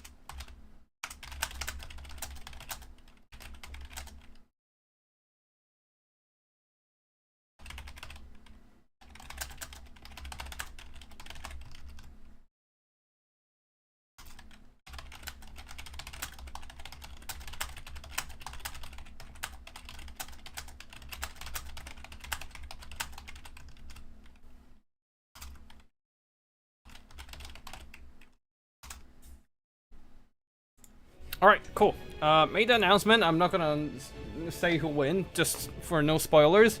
So I'm just gonna start casting with the rest of the games. This one we've casted double freaking Dragquake Mortar. Oh boy! Okay, next up. What the oh, wait, hold on. Gordon Ramsay, what the fuck is wrong with you? In a good way. In a good way. What the fuck is wrong with you? Not in a bad way, but yeah. Dragquake Mortar again. Okay, I'm not watching that just because we have other Chaos Dwarf replays as well. So we're gonna watch this. Hayseed versus Captain Tillis. This is Warriors of Chaos versus Chaos Dwarves, and we are seeing is that a double Infernal Castellan build? Yeah, it's a double Infernal Castellan ready to snipe people with their fire glaives. All right, let's check. So Hayseed here is going with a Chaos Lord of Tinge, anti-large armor piercing, great duelist, great fighter against enemy monsters. Especially, yeah, I guess in this case it would be really useful to go and fight the flying cows of Chaos Dwarf. The rest of the army here are front line of Chaos Warriors and Marauders mixed in together, getting a pretty sturdy front line there, backed up by Marauders with great weapons and a Hell Cannon trying to counter skirmish the Chaos Dwarves, counter fire with their own artillery. Oh, using Chaos Dwarf, giving them a taste of their own medicine. Double Hell Cannon, one of them the Soul of Damnation. Both are tracking explosive armor-piercing missiles, which can be really good against both infantry and cavalry. But yeah, we shall see what happens here. Throwing axes, horsemen at the back, 4 of them in fact. Oh, by the way, these Chaos Warriors are of the Corn variant, so they have extra damage output with that frenzy, giving them extra attack and whatnot. Spell casting wise, it's a Nurgle caster. I forgot which spell they are taking. Rancid Visitations and Stream of Corruption for those damaging abilities. As for the Chaos Dwarves, Captain Tillis going with 4 Wolf Raiders with bows once again, going heavy on the skirmishing forces, and we have seen that these well, previously rather disappointing Wolf Raiders can actually do some decent work here. And we shall see what happens in this battle. Hobgoblin Sneaky Gits ready to ambush the enemies with their precursory missile weapon. And Goblin Laborers in the front line, backed up by Blazing Beards of Bazarak and Hobgoblin Cutthroats. Double Kadai Fireborn, so a lot of anti-infantry fighting power to crush the enemy front line.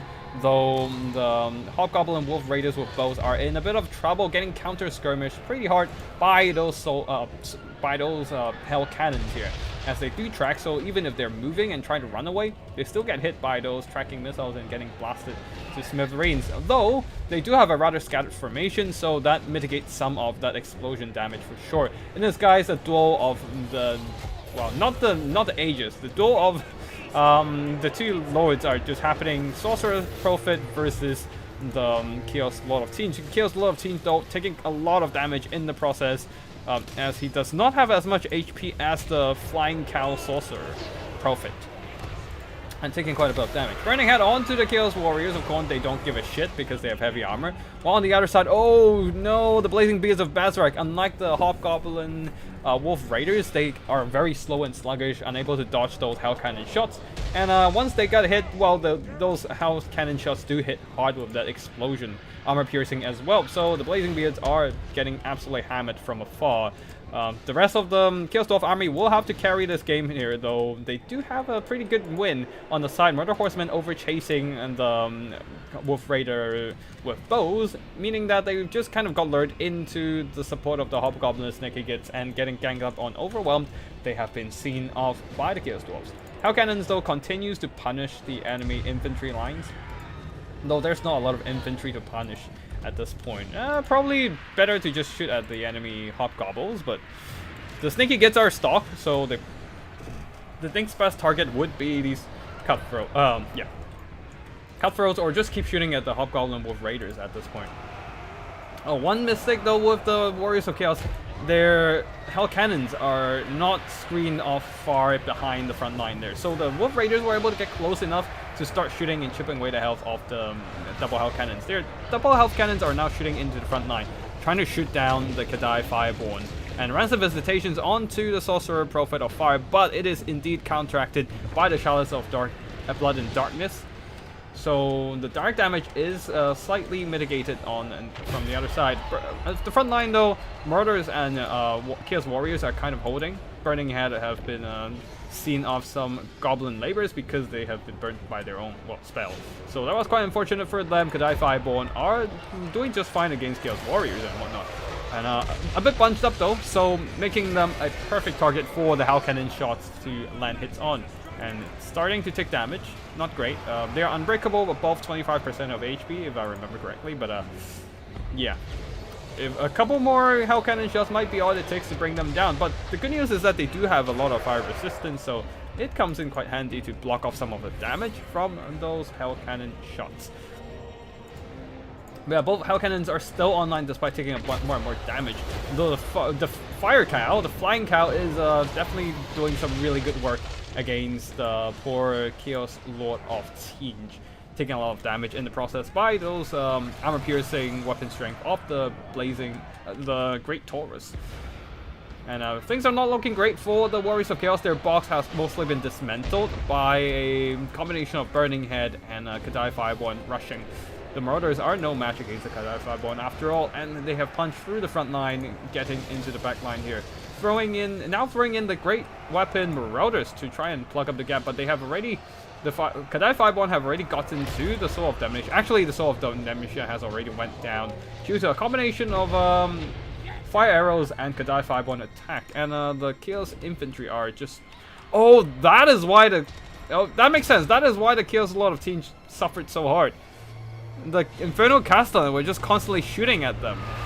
And now, and because they're also close enough to shoot at the Hell Cannons, they have turned over to shoot at the Hell Cannons as well, and that picked off the Hell Cannons. I totally forgot that they were a thing. They're just so small. Foot Lord, that barely has any presence on the field, but yet their missile attacks are so deadly with the armor-piercing shots. Doing some really nice fire support against the Chaos Lord of Teens, and also picking off on the Hell Cannon from afar. Not that it saved any of their troops, but that still comes in really helpful to bring that balance of power into their advantage. And that's gonna be GG here, as Chaos Saucer of Nurgle got picked off by the Flying Cow as well. The Chaos Warriors defaulted on their loans for the Hell Cannons, and the Dwarves are trying to repossess them. Yeah, wait, that is quite funny. They are bringing their own guns to take down the producer. I've seen builds with lots of throwing axe marauders do well against Chaos Dwarves. Oh, yeah, that actually makes sense. Throwing axes would be handy here to take down the Kadai 5-1, but the problem is the Hobgoblin Wolf Raiders here are screening they are gonna outtrade the Murder Horsemen in skirmishing, just because they don't spend as much money onto armor piercing. They're just more cost efficient and has a little bit more reload speed, I think, maybe.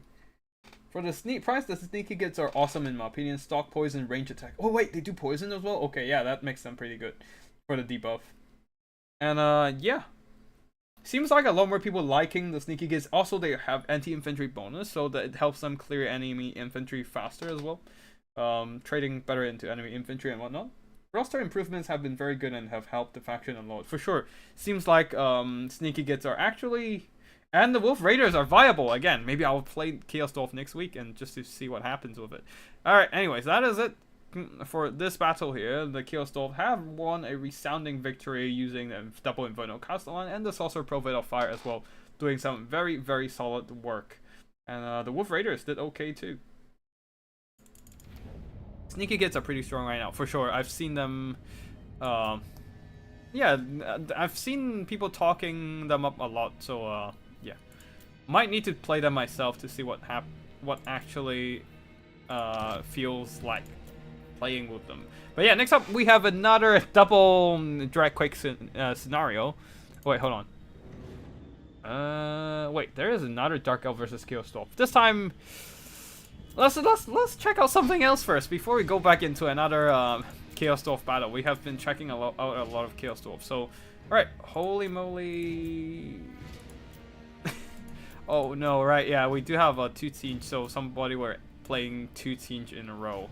Alright, we're gonna look at something. Okay, we're gonna watch 1 team and then we skip on over to a Chaos Dwarf or something else. Because we do have a lot of both. Holy moly, from Skarbrand, if I remember correctly. Yep, Skarbrand the Exiled once again playing with the Changeling. The Changeling, yeah, the thing about Changeling is you never know what he's gonna turn into. So that makes things a lot more unpredictable. So Skarbrand the Exiled here going with Changeling with 4 Blue Horrors, 2 Chaos Knights with Sword and Shield, 1 Screamer and the Shrieking Skyrays. 2 the Gold Griffin, I think the name is Gold Griffin or something. I forgot the name of this regiment of Renowned Lord of Change. Regular Lord of Change, Golden Griffin of Theurgy.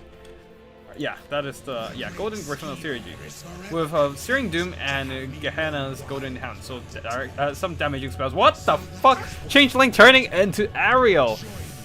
Interesting. Shield of Thorns, Apotheosis. Yes, she has all her spells and her entire... no items, so that's the only problem with being Changeling. You have those abilities and spells, no items though.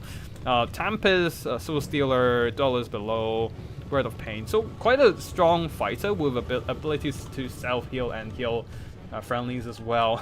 We have a double Lord of Change. On a one-on-one basis, they are no match against Emmerich, but 2-on-1 plus aerial spell support maybe they can take him down. We shall see what happened here. We are gonna fast forward a bit. Right, the High Elves. A front line of Silverin Guard and Spears, so a very staunch box of Spears, 2 Lion Chariots of Strays, and Illyrian Reavers at the back there. A lot of money spent onto the Chariots, and Imrek himself. Haven't seen this Prince of Dragons in a while, with Lord of Dragons, Dragonhorn, supported by a Regrowth and Earthblood Life Mage. Yeah. There are some hidden units as well. Illyrian Reavers, Vanguard deployed in the corners of the battlefield, and 1 single Great Eagle. Not quite sure what he's there for, but the High Elves are already immediately marching over to the capture point, trying to get the sweet victory tickets as soon as possible. Illyrian Reavers trying to avoid being charged by the Streaking Skyrays and try to go for a head-on charge into the Blue Horrors, but they're taking a bunch of Overwatch fire on their way in, and on top of that, Lord of Change and Ariel, or Changeling in this instance, jumped in. They're taking a ton of damage while the Blue Horrors are still holding. They're a decent melee fighter in terms of range troops melee performance, but okay, these Illyrian Reavers did a lot better, with the Dragonhorn boosting their melee attack and a downhill charge as well, flying straight through the Blue Horrors, on top of that without the disruption of enemy Lord of Change and whatnot. So they're doing a lot better. And Imrek, though, being hit by a Tempest is a bit dragged down for now. But yeah, one of the Illyrian Reavers on the side has been dealt with by the Chaos Knights of Tinge. Now the Spears are moving in, trying to tie down the enemy Blue Horrors and maybe disrupt the enemy shooting for a bit more. Earthblood into this blob here, healing the Lion Chariots and the Silverin Guard for a bit. The Lion Chariots still needs to constantly be moving around because they're now stuck in melee and not utilizing their charge bonus or charge impact. A breath attack from Imrek, burning down those Chaos Knights. He needs to make those burning breath attacks count, because there's not a lot of good answers against these heavy cavalry from the High Elf side. There's no Fireborn, there's no halberds, just a bunch of spears. And even with the spell resistance of the Silverin Guard, they're still taking quite a bit of damage from those Searing Doom. As it is a very good spell against armored infantry. This time from the Golden Griffin of Theurgy. The bound Searing Doom spells come in really handy here, working down the enemy spear blobs. On the other side, their Blue Horrors tied down by spears, and Illyrian Reavers are just piling in, trying to work down those Blue Horrors. But here comes the Chaos Knights of Tinge dealing with them for now. A bit of a pink fire from... this is bound to the Lord of Change. Pink fire and blue fire, 2 casts each if I remember correctly. And now just thinning out the enemy spears. And the High Elf spears are no longer holding. The question is, can they deal with the rest of these Tinge troops? We shall see. Imrek is trying to bring this one back for his faction, but unfortunately he's not doing a whole lot of damage. High Elf build seems too tall and not wide enough. I agree. They're too elite, and everything just hinges on the Lion Chariots and Imrek to do the work here. But the Lion Chariots have no answer against the enemy cavalry, and Imrek is a little bit too busy fighting those Lord of Change and whatnot. At least the Great Eagle is coming in to help, I guess. Even the Mage of Life went into melee, actually. Things are looking desperate for sure. Oh no! She's getting slapped by the Golden Griffin of Theurgy. If she goes down, there's no more healing for Imrek, and that is a huge loss for the High Elves. That is a big problem. Imrek needs to go and save his caster. But looks like there's no saving for the poor life caster, then. It is going to be the end of the High Elf dealing, I believe. As Ariel / Changeling will be chasing her down. Lion Chariots are coming over here to save her, and she's just constantly getting knocked over by Ariel, but not actually receiving a hit. That's definitely a hitbox or an attack animation problem. Yeah, finicky stuff still exists, so that was quite unfortunate for the Siege player, for Skybrand. So Livecaster is still around, but Imrek is here! Imrek is, the breath attack isn't doing much, actually, and the Lion Chariot is trying to bail out the Mage of Life. Unfortunately, it is the target of the double Lord of Change and Ariel and a Bolt of Change. Almost nuked down Mage of Life, but she's still barely alive in there. And then more Lion Chariots are coming in to help. Spears are still holding on very strong. Yeah, these are Silverin Guards, so heavy armor, decent armor and very good melee defense they are holding for sure. And uphill charges from the enemy cavalry, the Chaos Knights of Tinge, are not great, so yeah, there's that. So that that was a kind of a mitigated some of the charge impact, I believe. But yeah, anyways, the life mage continues to run, and seems like the gold griffin of Theurgy will come in and finish her. Nope, still missing. Got knocked over, but the hit did not land. And Imrik plus the double lion cherry and the spears are actually working down a lot of change's health. What the fuck? The lot of change is going down. Being hit by one of the best melee combatant in the game. Life mage is dead though, so Imrik doesn't have any more healing. So there's this one good news, I believe. But yeah, Ariel has a lot of pressure on her right now. All the spears are not gonna get out, move away from that. Yeah, all the spears are not gonna move away from the capture point anytime soon.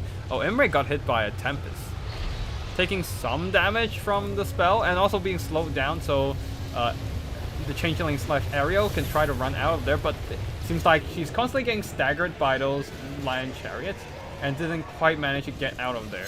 Also, yeah, she's also slower in this instance, so that doesn't help. But yeah, Chaos Knights plus Ariel plus the Gold Griffin of Theurgy came back, and now they will be jumping onto the lion chariots and trying to work them down. Another breath attack, this time onto the Chaos Knights. Not, unfortunately, very scattered formation from the Chaos Knights, so the burning breath attack did not do much.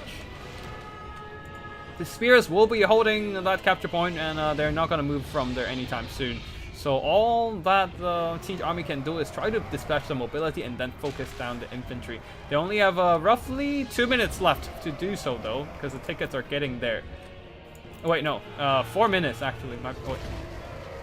3 minutes now. 3 minutes and a half left, because 600 is the capture point.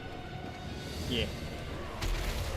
But yeah, this poor Lion Chariot is trapped in the middle of a bunch of Chaos Knights, but High Elves are just gonna hold, with Imrik landing on the ground, didn't even bother to go up into the skies, not wanting to get pinned down, and with nothing to support him. Alright, it is gonna be a very close battle. I thought the High Elves are in a bit of a disadvantage, but yeah, it seems like they're holding on just fine, with Imrik still being relatively healthy. Oh, wait, no, he's actually down to less than half health. He did take some attrition damage here and there in battle, but yeah, the spears will provide him with infantry support, and Ariel and the Gold Griffin of Gehenna, of Theurgy, are jumping onto him, on top of the Hound of Gehenna, Golden Hounds of Gehenna, munching on these Silvern Guard. Oh, the Great Eagle comes back yet again, and yeah, trying to jump on the Gold Griffin. Oh, Imrik is still holding though, with all the Silvern Guard nearby supporting, but a Bolt of Change is coming in trying to snipe him out, as he does not have the most HP left. But did the Bolt of Change just missed? Oh, Imrik lunged forward in that attacking animation and somehow managed to dodge that bombardment of the Bolt of Change. And he is now once again returning to the embrace of Silvern Guard and try to get some infantry support. Poor Gold Griffin, just getting punted all the way up behind the Silvern Guard, trying to land a hit on Imrik, but unfortunately just not a lot of damage being dealt right now. The Changeling doesn't have a lot of answers to this blob of staunch line of spears, unfortunately, and Gold Griffin once again getting punted. Now roughly a minute left for the High Elves, but seems like suddenly things crumbled for the High Elves. What the fuck? What the? Oh, wait. The rear charge from the Chaos Knights helped, I suppose. But yeah, it seems like Imrik just took enough damage and he was like, yep, that's enough, I'm out, and decided to rout. And that actually triggered the chain rout, and that is basically army losses. That was very close. Holy shit. That was way too close. But yeah, I feel like the Gold Griffin of Theurgy having so much health left in the late game, and also Changeling, the healing definitely comes in handy. Played a big role in Imrik deciding to bail from that fight and leading to army losses there. A lot of good damage from the siege army here, from the Golden Griffin. Not this guy, not the Lord of Change. The Golden Griffin, the Searing Doom, and the Golden Griffins are, the Golden Hounds of Gehenna are pretty darn well, pretty darn effective. Chaos Knights of Siege did okay. Did pretty good. Actually almost earned back their worth here, almost earning back their worth here. And Changeling, despite being an expensive character, because he paid for the entire Ariel, but yeah, still getting 3,400 gold worth of damage value just from fighting single entities and whatnot. What the fuck? What was he fighting? Other than Imrik? Did he just take down Imrik in melee with all those? I mean, Ariel does have anti-large armor piercing. That makes sense. Would have been interesting if that played out. Yeah, but yeah. Knocking out that Mage of Life was huge in the late game. Just denying Imrik from further heals and making sure that he doesn't recover from any HP losses, and kept their balance of power low throughout the game till the end. Very nicely done by Scabrand. Oh, yep, we're jumping into another Chaos Dwarf battle. This time, once again, double Dragquake Mortar. Hayseed coming in with, Kolak Suneater with the Nurgle heal support of Nurgle Sorcerer Lord. And then 4 units of Biotrolls of Nurgle. Wait, I thought you can only bring 4 marked units? Or was I wrong? Yeah, you can bring 5 marked units from the Chaos of Warriors and Fruit Rolls. Okay, makes sense. Alright.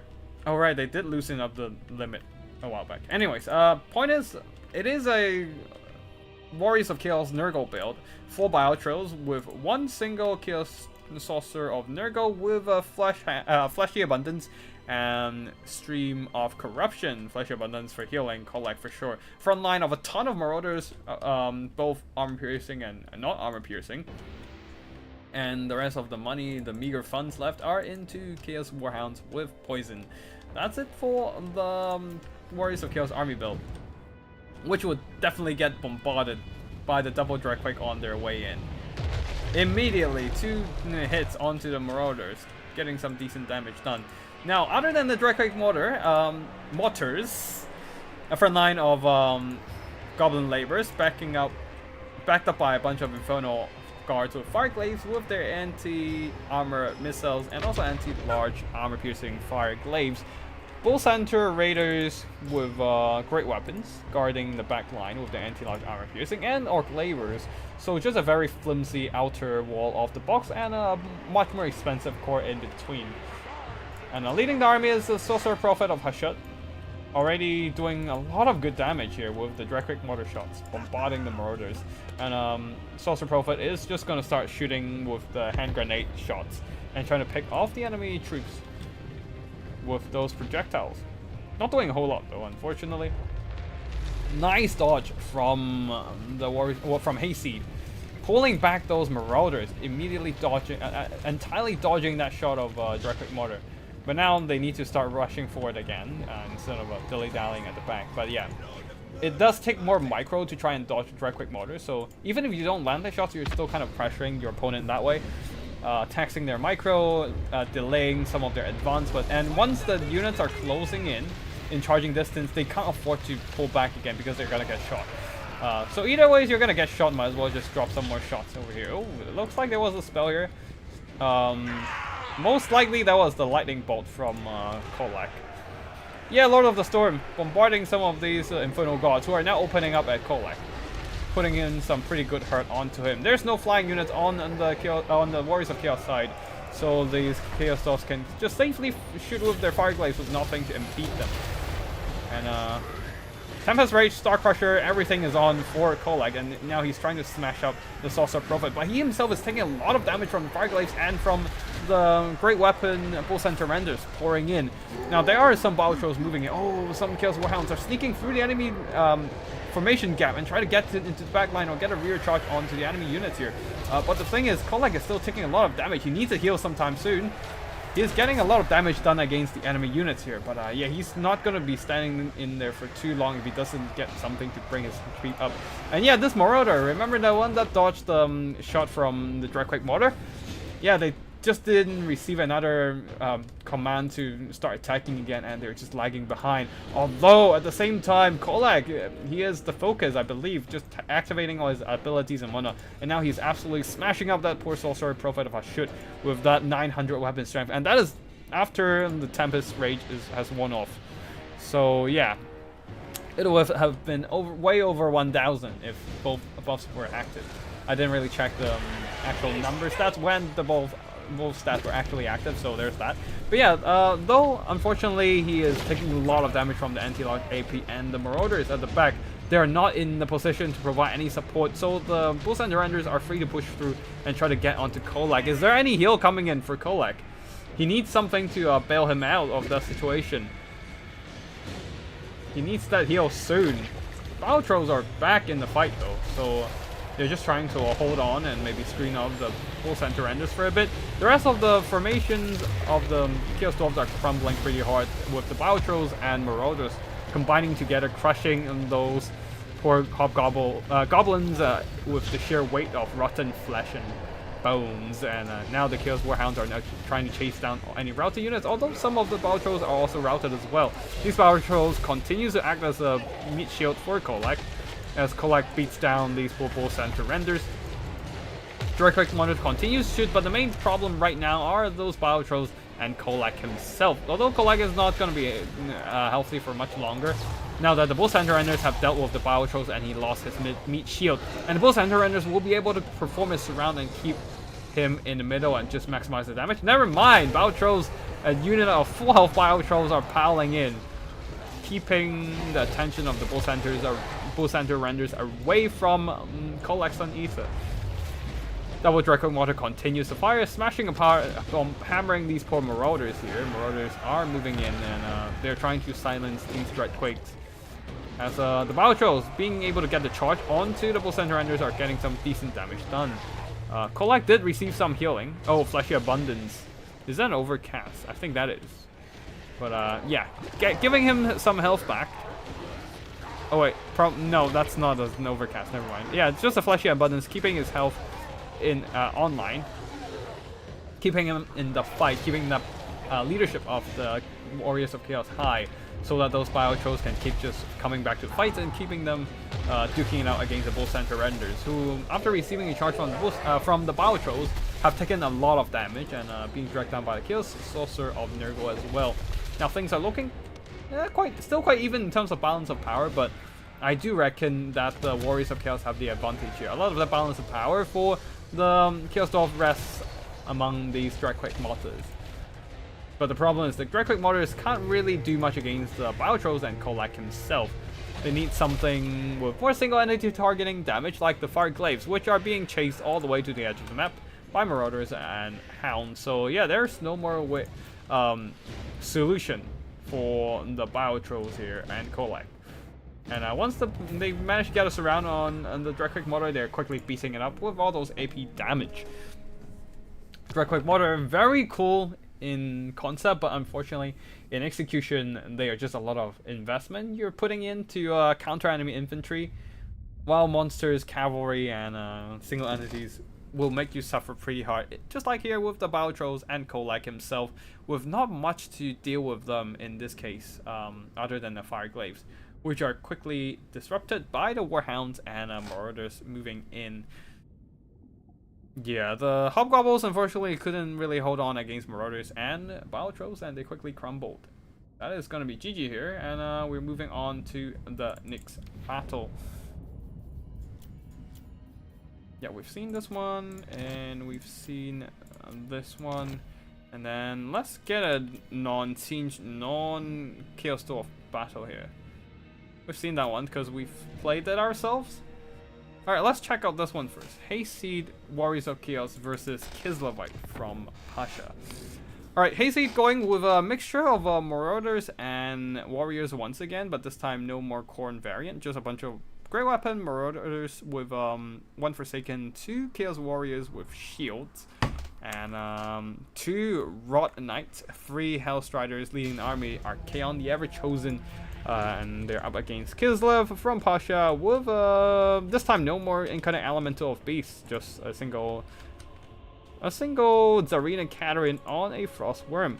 A front line of Armored Kusal, second line of Kislevite Warriors, a bunch of mobility in the form of Winged Lances, Griffin Legion, and Horse Archers there. And yeah, Zarina Katarine coming with the spell support of Frostblade and Ice Maiden's Kiss. That is it for the main army on both sides. We shall do some fast forward and get into the fight. Actually, let's pause a bit and check out the chat. Okay. Okay, yeah. Morgan, he spammed Tempest on Imric. Oh right, yeah. That's definitely true. In the high elf battle, we've seen a lot of Tempest on him. Even when Imric is on the ground, he's still taking damage from Tempest. So Imric has taken a lot of direct damage straight from Ariel, the Radiant. Yeah. Anyways, David and Hernando, the high elves suffer greatly from their lack of heavy cavalry with anti-large or AP capabilities. A single regiment of renown is enough. Exactly. They can't really deal with a spam of heavy cavalry very effectively. Yeah, they have a bunch of single entity monsters in the high end, but they are not great against cavalry. And yeah.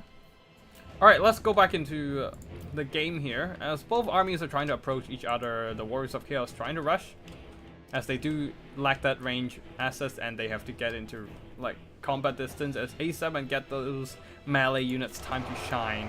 Chaos Warriors are getting onto Armored Hussars and they should be able to break through with time. It's not going to be quick, but they will eventually get there. But yeah, time is not exactly on the Warriors of Chaos side. With all those skirmishers ready to pepper down those Warriors of Chaos units. Though Archaon the Everchosen is going in, he has Spirit Leech and Searing Doom, so some decent damaging spells, and Fight or Die and Slayer of Kings ready to take down the enemy lord and whatnot. Forsaken has squeezed past that gap between the Armored Hussars and getting onto the Kizlavite Warriors. That is going to be a good trade for them. Though over here, a combination of Griffin Legion and the Frostword quickly breaks down these poor Marauders with great weapons. And now they're moving on to the other side, trying to hammer down those Chaos Warriors, who took some damage throughout the process. I'm not entirely sure what damaged them. Is that spells from Zarina Katarine? None of these are good against armored infantry though, so not entirely sure what damage them. Maybe Psycho Charging from the Griffin Legion, maybe Psycho Charging from Zarina herself, but yeah, it basically took a bunch of damage and getting folded in by a recharge with the Kozovai Dervishes and Griffin Legion as well. And now it's time to, it's a big flank collapse here. With nothing to stop them, because the Hell's Riders and Rot Knights are all on the other side trying to break through and break down the enemy skirmishers. Rot Knights over here decided to pull back as they do not want to get tied down in the middle of a bunch of Kislavite warriors. Although here comes the Winged Lances, who might try to pin them down so that the Kislavite warriors can deal with them. Griffin Legion are charging in actually. Oh wait, no, Dervishes and Kislavite warriors are both just piling onto these Rot Knights, trying to take them down. Archaon though dropping that Spirit Leech onto Zarina Katarine, and I assume he has his other buffs active. Yep, Slayer of Kings and Fight or Die. Now he's just stabbing Zarina Katarine from behind, using his juiced up weapon strength right now at 870, and hacking down that Frostworm's HP. Chaos Warriors are still holding just fine, slowly grinding through those Armored Hussars, though they have received some attention from the Griffin Legion, which is not great for them, taking some more damage. But balance of power is fairly even, mostly because Zarina Katarine is extremely weak, and there are still some relatively healthy cavalry on the Warriors of Chaos side. But every time the Hell's Riders charge, they would take a bunch of damage since they are a very glass cannon unit.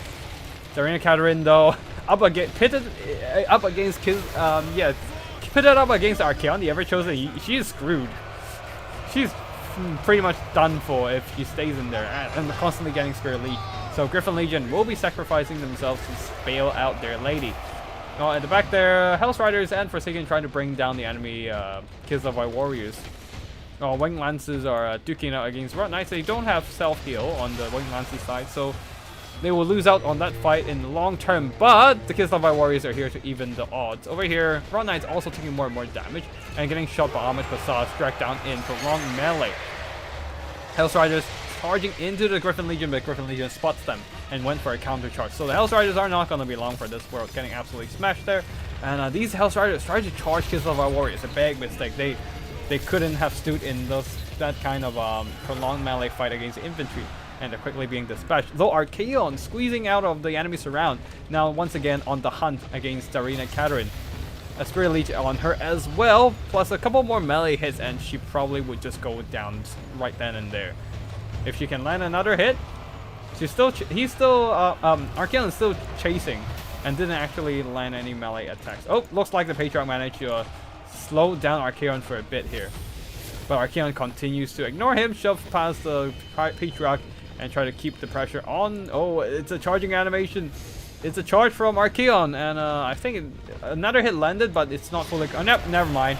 A second hit came in and finishes Tsarina Katerin. And suddenly all the Kislevite troops are suffering a leadership penalty due to their dead lord. And Kosaz and Kislevite warriors are buckling. The Bar of Blood is keeping them in for a little longer. Maybe they can try to stabilize, but there's no answer against Archaon the Ever-Chosen in this case. As the sheer amount of Warriors of Chaos troops, including Rot Knights, are able to beat back the enemy cavalry and grind down the infantry as well. The Rot Knights are still self-healing, which comes in really handy in this late game scenario, giving them the HP back and also giving them a little bit more advantage in balance of power, as they just kind of drag the engagements out to while chasing down routed units. Yeah. Pistols from the Kosaz are not going to be enough here against all the heavy armor and regeneration. So it's just a matter of the Rot Knights chasing down isolated pockets, separated pockets of Kislevite troops and get to the army losses here, surrounding the Patriarch and beat him down in the end. GG. Wouldn't dragons just tear out any cavalry? No, dragons are flying units into... Dragons, one big weakness of dragons is they have a massive unit model, a very long unit model, and they only have a small area around their head, which is like the strike zone of the attacking animation. But if they got surrounded by cavalry, this cavalry will be poking them on their tail, on their feet, on their like the edge of their wings, or some like anywhere along that rather long unit model. So they could. There's a lot of contact point for enemies to surround and do damage to dragons. While dragons can only do limited damage back against the enemy cavalry, so they don't do great in a fight against cavalry. They take a lot of damage because of being surrounded, and they don't do too much damage in return. Yeah, dragons are flying units and do not fulfill the same role as cavalry, as they are a single model. Yeah. Yep, that too. They're also a lot more expensive generally than cavalry. They lack shields and have less armor than many heavy cavalry. Yep, that too. But yeah, I feel like in melee the biggest problem with them is just the hitbox. They have a long hitbox, and there's a lot of point of contact for enemies to surround and poke them down. But of course, the lack of armor also doesn't help. Especially something like a Frost Dragon that has like 70 armor. Which is why my Frost Dragon died so fast to the fire arrows. Anyways, Warriors of Chaos here. Archaon did very well with the Spirit Legion, just hunting down Tsarina Katerin. The infantry didn't do too... It did alright. Rot Knights did okay, getting some decent damage done. And yeah, I think they've earned back their worth, actually. And Hellstriders did very well, one of them at least. This one did okay. This one not so much. But yeah, I mean... Some of them were just up against enemy halberds, the pole arms, the Kislevite warriors. I think one of them charged into some Kislevite warriors with the Forsaken support, but even then they still got dragged down in that prolonged fight. All right, let's see. Next up we have wait, hold on. We have this one was done. Actually, let's check if we have any missed replays. I don't think we have any replays missed. So, okay, that is our own game, so we can't delete that. We don't have to see ourselves embarrass ourselves twice. Wait, Changeling versus Kolak. It would be funny if it's Kolak versus Kolak, but anyways, what? That's Don't dragons have scaly skins that give them shields against artillery and magic missiles as well? Yeah, that's like a 25% resist, but the biggest problem is that their hitbox is too big. So it's very easy to hit them, and they're not fast enough to dodge a lot of the missiles. Unless the missiles are very far. But anyways, let's just check out the next battle, I think. Yeah, let's just do this Dark Elf versus Chaos Dwarfs. We're seeing a Rakarth from Curio, which is a very rare occurrence on any battles, honestly. So let's see what happens.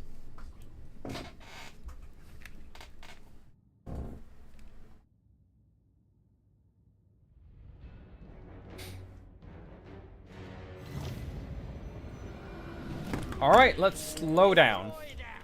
For the army builds, Dark Elves going for a front line of Dread Spears and Bleak Sword second line of Dark Shards with shields. Perhaps expecting some missile trading against enemy fire archers or something like that. Bleak Swords at the further back there guarding the back line with those Koan Knights. And in this guy's Harpies providing that mobility assistance. And leading the army is a Rakarth on a Manticore only though.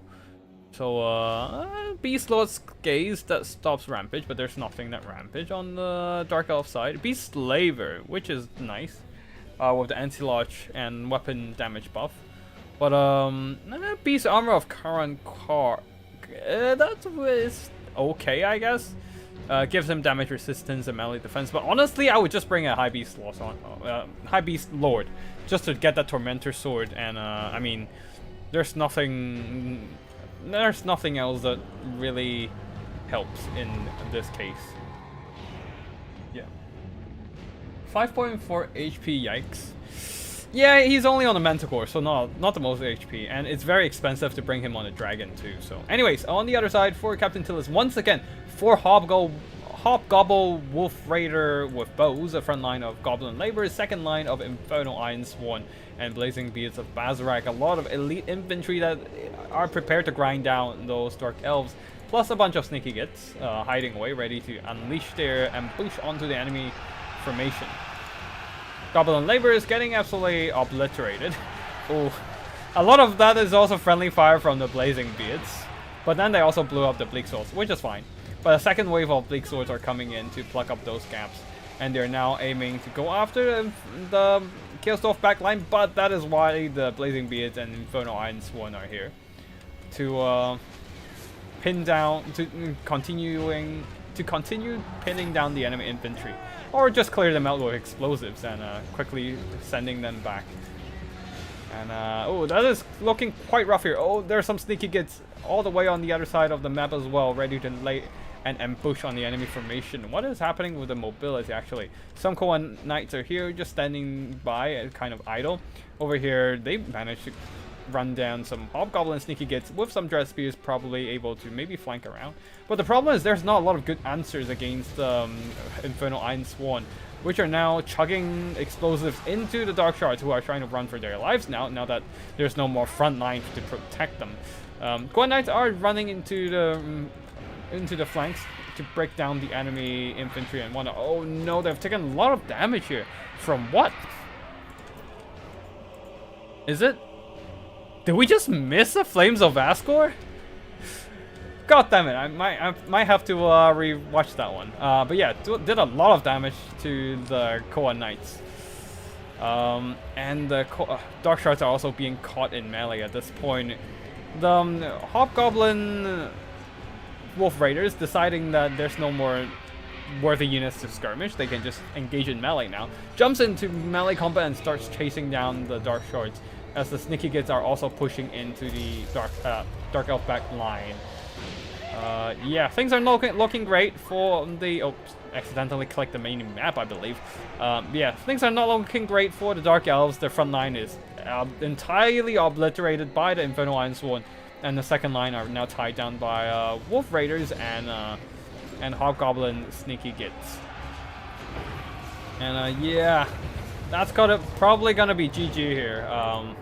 Blazing Beards, the elite infantry of the Killstones are still being very much healthy, while those Dark Shards are now being taken out by all kinds of infantry. And without the Dark Shards, there's a lack of armor piercing on the Killstone side to deal with those elite infantry. Oh, looks like somehow the sheer amount of Fury still managed to beat down those Blazing Beards.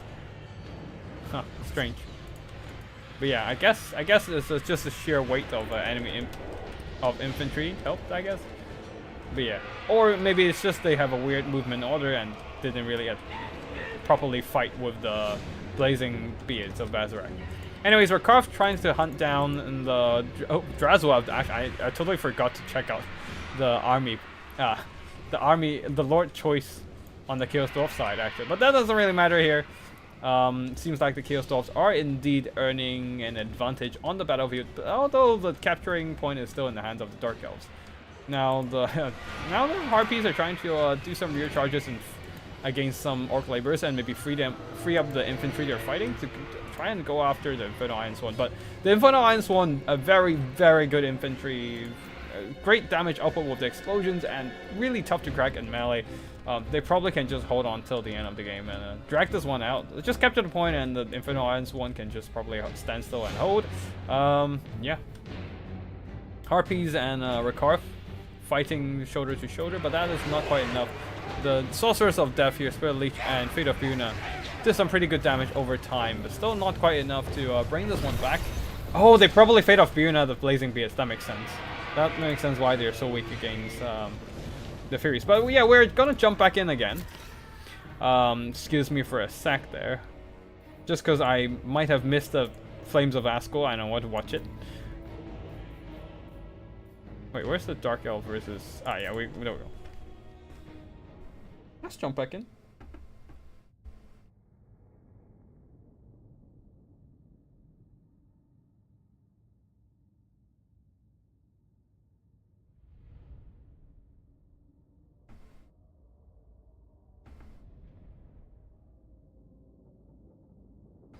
Alright.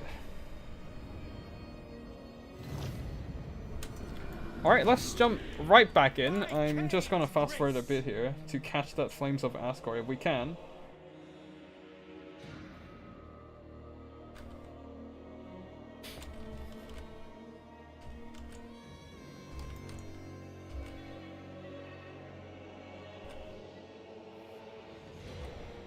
Looming, yeah, that's a Buna, yeah, that makes sense. Alright, a charge.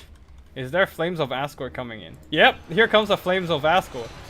Oh, the Koa Knights thought they are victorious against the Sneaky Kids, but that was just a bait. Pinning them down in the melee and burning them with the Flames of Asgore. Alright, and then the Blazing Beads of Bazarak. We need to fast forward till the end anyways to check the army performances and whatnot, but yeah. Yeah, the Blazing Beards are absolutely ignores the Harpies pretty much. Like, they did not care. Heavy armor, great melee stats. They don't really give a shit about Harpies. I mean, they'll still die, but yeah, you can see the Harpies are barely making a dent in their HP pool. Although that's also partly because they're not making the greatest content. Ah, here comes the Fate of Buna. Unlike their regular dwarf cousin, the Chaos Dwarf are not doesn't have the same immunity to magic or resistance to magic, so they take full damage from the Fate of Buna, deleting them from the battlefield.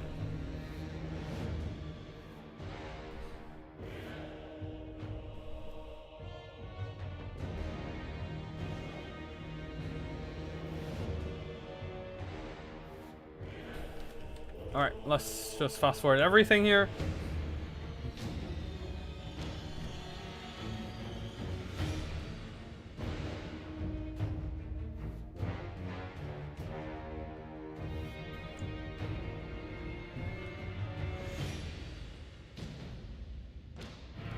Alright, that is the end of this battle. Let's just check out the army performances there.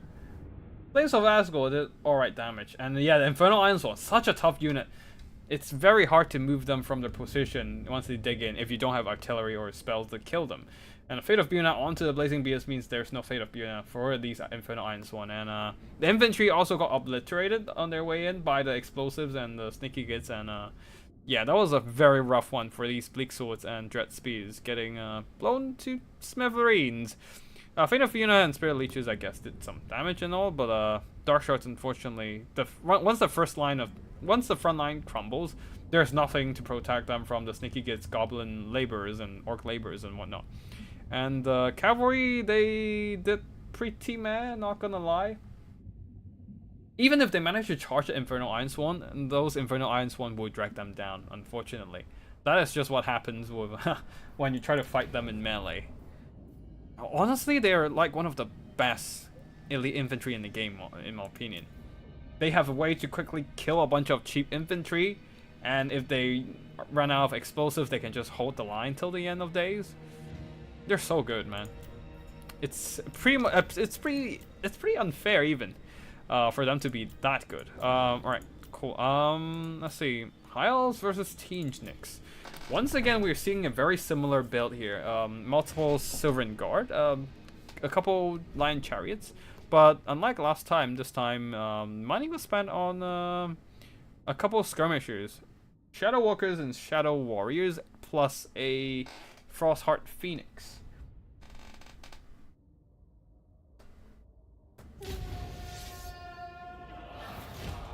To victory! Alright, let's see what happens here. Imric is on the dragon, so he does have some mighty fighting power with Dragonhorn and a lot of dragons to provide melee assistance. Everything is just hiding in the forest, damn. Teenj, though, came in with Kara's Fate Weaver with a double Exalted Hero of Teenj to ready to duel some monsters, I suppose. A Soul Grinder of Teenj with the tracking missiles. A bunch of Chaos Warriors with heavy armor, which, well, the High Elves, other than with Imric's breath attack, it kind of struggles to deal with them. Oh wait, never mind. Lion Chariots with armor piercing and anti-infantry bonus would help. But yeah, we'll see what happens here. Pink Horrors, a couple of them, and they're beelining for that capture point, which is kind of occupied by Shadow Warriors right now. And there's nothing nearby to threaten them. We're gonna fast forward here. Both armies are very far away from each other, but Karo's already starting with those blue fire spam and try to whittle down that Frostheart Phoenix. But then immediately those Lion Chariots pile in and try to tie down the Exalted Hero of Teenj and Heroes of Teenj, and as well as Imric jumping in and trying to take out Karo's Fate Weaver, who was a little bit too obsessed with going after the Frostheart Phoenix. He had the attacking order on the Frostheart Phoenix, so he followed the Phoenix to the ground. But unfortunately, that did not pay off for him, as Imric was there to take a chunk of flesh off him. Earthblight into the vicinity, keeping everything in a nice and healthy. And also, ooh, with the shield knocked out on Kairos, the Shadow Walkers can now just whittle down Kairos from afar. Sylvan Guard in the front line, and kind of a... Oh, that is not great for them. They're duking it out against a lot of Chaos Warriors on this one. Even the Soul Grinder is in, but yeah. Now the mobility of High Elves is trying to snipe out some of these Exalted Heroes, but that is not great for them. As the Exalted Heroes do have anti-large armor piercing and it's just hacking down some of the chariots. But once Imric is there, things are looking a lot better for the High Elves, as he just munches feast on this poor Exalted Hero of Teenj. Pink Horror dropping in some Pink Dwarf Flames and doing some chip damage here and there. Oh, and a Bolt of Change as well, but Kairos decided to just hang back. He does not want to get stuck in that melee situation again. And Frostheart Phoenix getting whittled down by the Teenj Firestorm onto the Sylvan Guard. Doesn't matter if they have spell resistance, it's gonna wreck them. It's gonna delete them from existence with that spell, and doing some very effective damage there, while the skirmishers of High Elves continues to skirmish. Although I do think that Teenj should have probably just send one infantry unit, stand there and capture the point. And at least get those victory tickets coming in first. But yeah, overall the infantry of the High Elves are not holding well. And now it is blue fire spam onto this life caster, trying to take out that High Elf healing ASAP. Yeah, deny Imric, most importantly, deny Imric from further HP recovery. But yeah, right now, alright, we can fast forward a little bit there. As the Chaos Warriors continues to just pressure back the Shadow Warriors. And the Shadow Walkers are untouched for now, though. The Exalted Hero tries to go in against them, but he probably can't finish off all those Shadow Walkers. They're pretty decent melee combatants themselves, and there's only one hero. And it's not a hero on a big beastie to kill off the enemy archers. No, it's just on a disc of Teenj, and it's not the greatest like melee damage output against units. Anyways, both sides are trying to take down each other's hero. Imric going after Exalted Hero, and the Life Caster getting hunted down by Kairos. But Kairos, yeah, he has to bail out of there before Imric decides to take a chunk of flesh off of him again. Another Bolt of Change, though. Kairos has cast enough magic, cast enough spells to use another of that damaging bombardment ability, and a blue fire follow-up. Oh, the Mage of Life is in pretty big trouble, and she just straight up died? Wait, is there damage ticking from the blue fire? Because there's nothing I don't see any follow-up after the blue fire. Oh wait, no, it's probably some projectiles landed here, and then she kept running, and then the rest of the projectiles landed here, and then she died. Alright, no more healing for Imrik, but can Teen take this one? That is still a question here. Soul Grinder is now freely shooting at Imrik, nothing really to pressure him, and there's still a lot of infantry left for the Warriors of Chaos as well. Imrik has a lot hinged on his back, a big heavy burden. But the double exalted heroes are still there, still able to harass enemies, harass the High Elves. One of them got beaten up once again by Imrik, but yeah. The other is now pressuring the Shadow Walkers, trying to take them down. Nice charge from the Lion Chariots, double Lion Chariots doing some really good damage to the Chaos Warriors, and the terror from Imrik and his dragon, quickly breaking those Chaos Warriors. Now they are just trying to use their mobility advantage and psycho charge down the siege assets. For example, drop a breath attack onto Kairos Fate Weaver while he was too busy dealing with all those Lion Chariots, and then jump in with a followed up charge. Lion Chariots are piling in, pushing their way through those Chaos Warriors, knocking out their team barrier, and but then they're now kind of stuck in melee combat. Another breath attack, this time onto the Shadow Walkers, which is basically the only thing that can reach Kairos, as he is now just running away from Imrik at this point. Trying not to get tied down in melee and get bitten his head off, but yeah, things are not looking great for Siege in terms of the leadership. Is there more breath attacks left? There's still 2 more breath attacks left on Imrik. Yeah, this is rough. This is rough. 2 breath attacks and clear out maybe 2 units, maybe at least a whole unit of Chaos Warriors. Oh, is he just gonna breath attack Kairos? There goes Kairos, I think. Yep, but that at least took out some more of that breath attack damage capability from the High Elves here, at least. So not as much damage onto the rest of the Chaos Warriors, so they can try to hold the line till the end of days. Yeah, Teen Firestorm, I mean, Kairos probably expecting him to die anytime, so he just did a YOLO spell, maybe try to push off the Silver Guard for buy a bit more time for the rest of the Chaos Warriors to hold their ground. But oh no, a charge from the Lion Chariots, flying straight through half the ranks of these Chaos Warriors, putting a dent on their HP buff, but they're quickly running away. So they're taking minimal damage in this process. Kairos continues to fly away as he stabilizes his HP a bit, but then I think it's just the flank no longer secured, and the fact that he's exhausted as hell took his leadership down to crumbling territory, and he just kind of died there. Quite unfortunate. We're gonna fast forward here as Imrik is just gonna dump the breath attack in the middle of a bunch of Chaos Warriors, and then Lion Chariots are gonna psycho charge everything to death, with Imrik keeping all the High Elves leadership high, keeping their hats high, and once again took the capture point back into their hands. The Lone Soul Grinder is not gonna take down Imrik with a bunch of a chariot and spear support, and for once we are seeing chariots earning back their worth after the chariot buff since last year.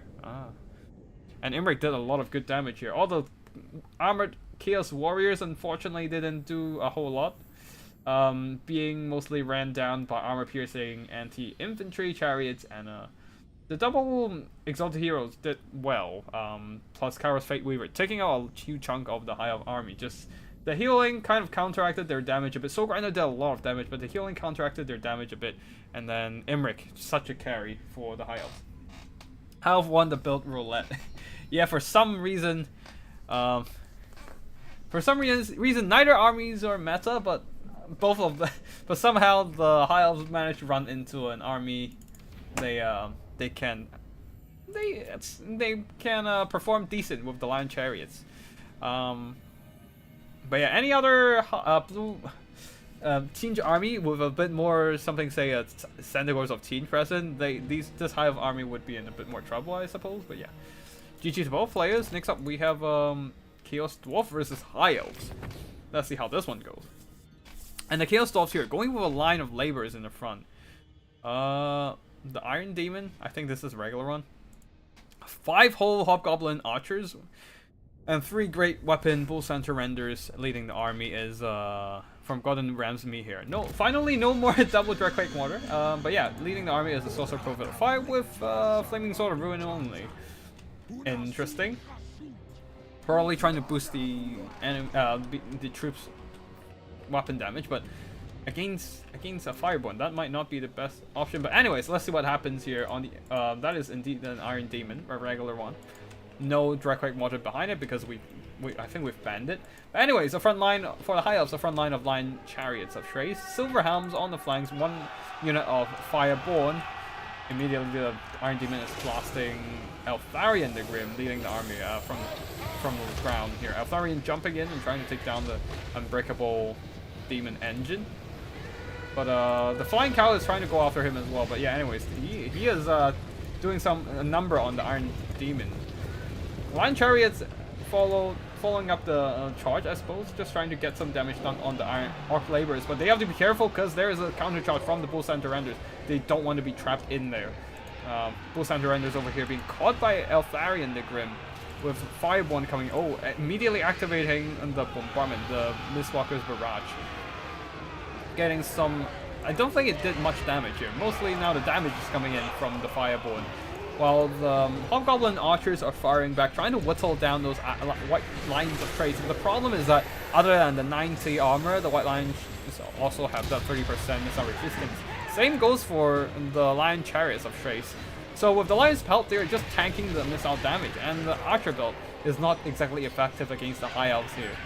Although the Fireborn is taking more and more damage as they're stuck in the middle of 2 units of Bull Center Renders, doing a lot of damage in this process. But the Silver Helms are getting into a flanking position, ready to run down those Hobgoblin Archers.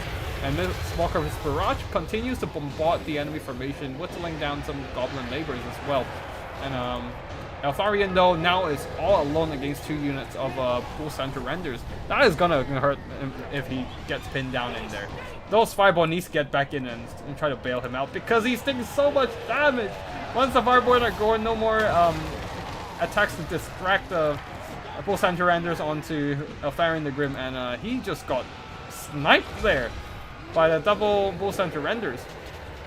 Balance of power is heavily in favor of the Chaos Dwarf at this point. The front line, the White Lions have a very good advantage here, breaking through the enemy front line, breaking through those Laborers. But the problem is that Fireborn and Eltharion going down, taking out a huge chunk of balance of power for the High Elves. And while the mainstay of the Chaos Dwarf's power, all these Bull Center Renders, the Iron Demon, and of course the Sorcerer Prophet are still very much healthy. Yeah, this is... Oh, there's a unit of Dragon Princes. But yeah, I don't see how they can take down the Bull Center Renders at this point. We're gonna fast forward here. I might be... There's still a possibility that the High Elves will surprise me, but the Bull Center Renders are counteracting all the other cavalry here. Once they get into melee, they're just gonna chop up the cavalry, and the Chariots are also not gonna have a good time either, and it's just a matter of battle of attrition and who can get the better trade in this prolonged melee fight. And it seems like, of course, the Bull Center Renders do have the upper hand with the anti-large AP. Yeah, kind of echoing what another a viewer said earlier. Forgot who exactly. David Hernando. David mentioning that the High Elves don't have a lot of anti-large and AP capabilities, especially if they don't have Fireborn. This is exactly what happened here. Fireborn went down and there's nothing else to go after the Bull Center Renders. And the Fireborn have to take down like 3 units of these themselves, which is a very, very heavy responsibility that they were not able to accomplish in this game. The White Lions of Trace is a very interesting pick, and I like them to break through the enemy infantry. But the problem is that the mobility fights did not go in favor of the High Elves, and as a result, the Chaos Dwarfs were able to free up all those Bull Center Renders and start running through the rest of the High Elf formations, which has almost no options to stop these Bull Center Renders. Ooh, we might finally see some Beastman games. Alright, cool. Let's not watch another Chaos Dwarf games yet. Yeah, let's go for Dark Elves versus Khorne. Is Khorne trying to wait, hold on. Is Dark Elves trying to out Khorne again? Let's see. We have 2 Witch Elves in the front line, who can do some ridiculous damage if they can activate their Witch Brew. 2 Black Corsairs with handbolts. 2 Dark Shards, 2 Dark Riders with repeater crossbows. 2 Scourge Runner Chariots, 2 Kowan Knights, and 1 single Siren of the Red Ruin.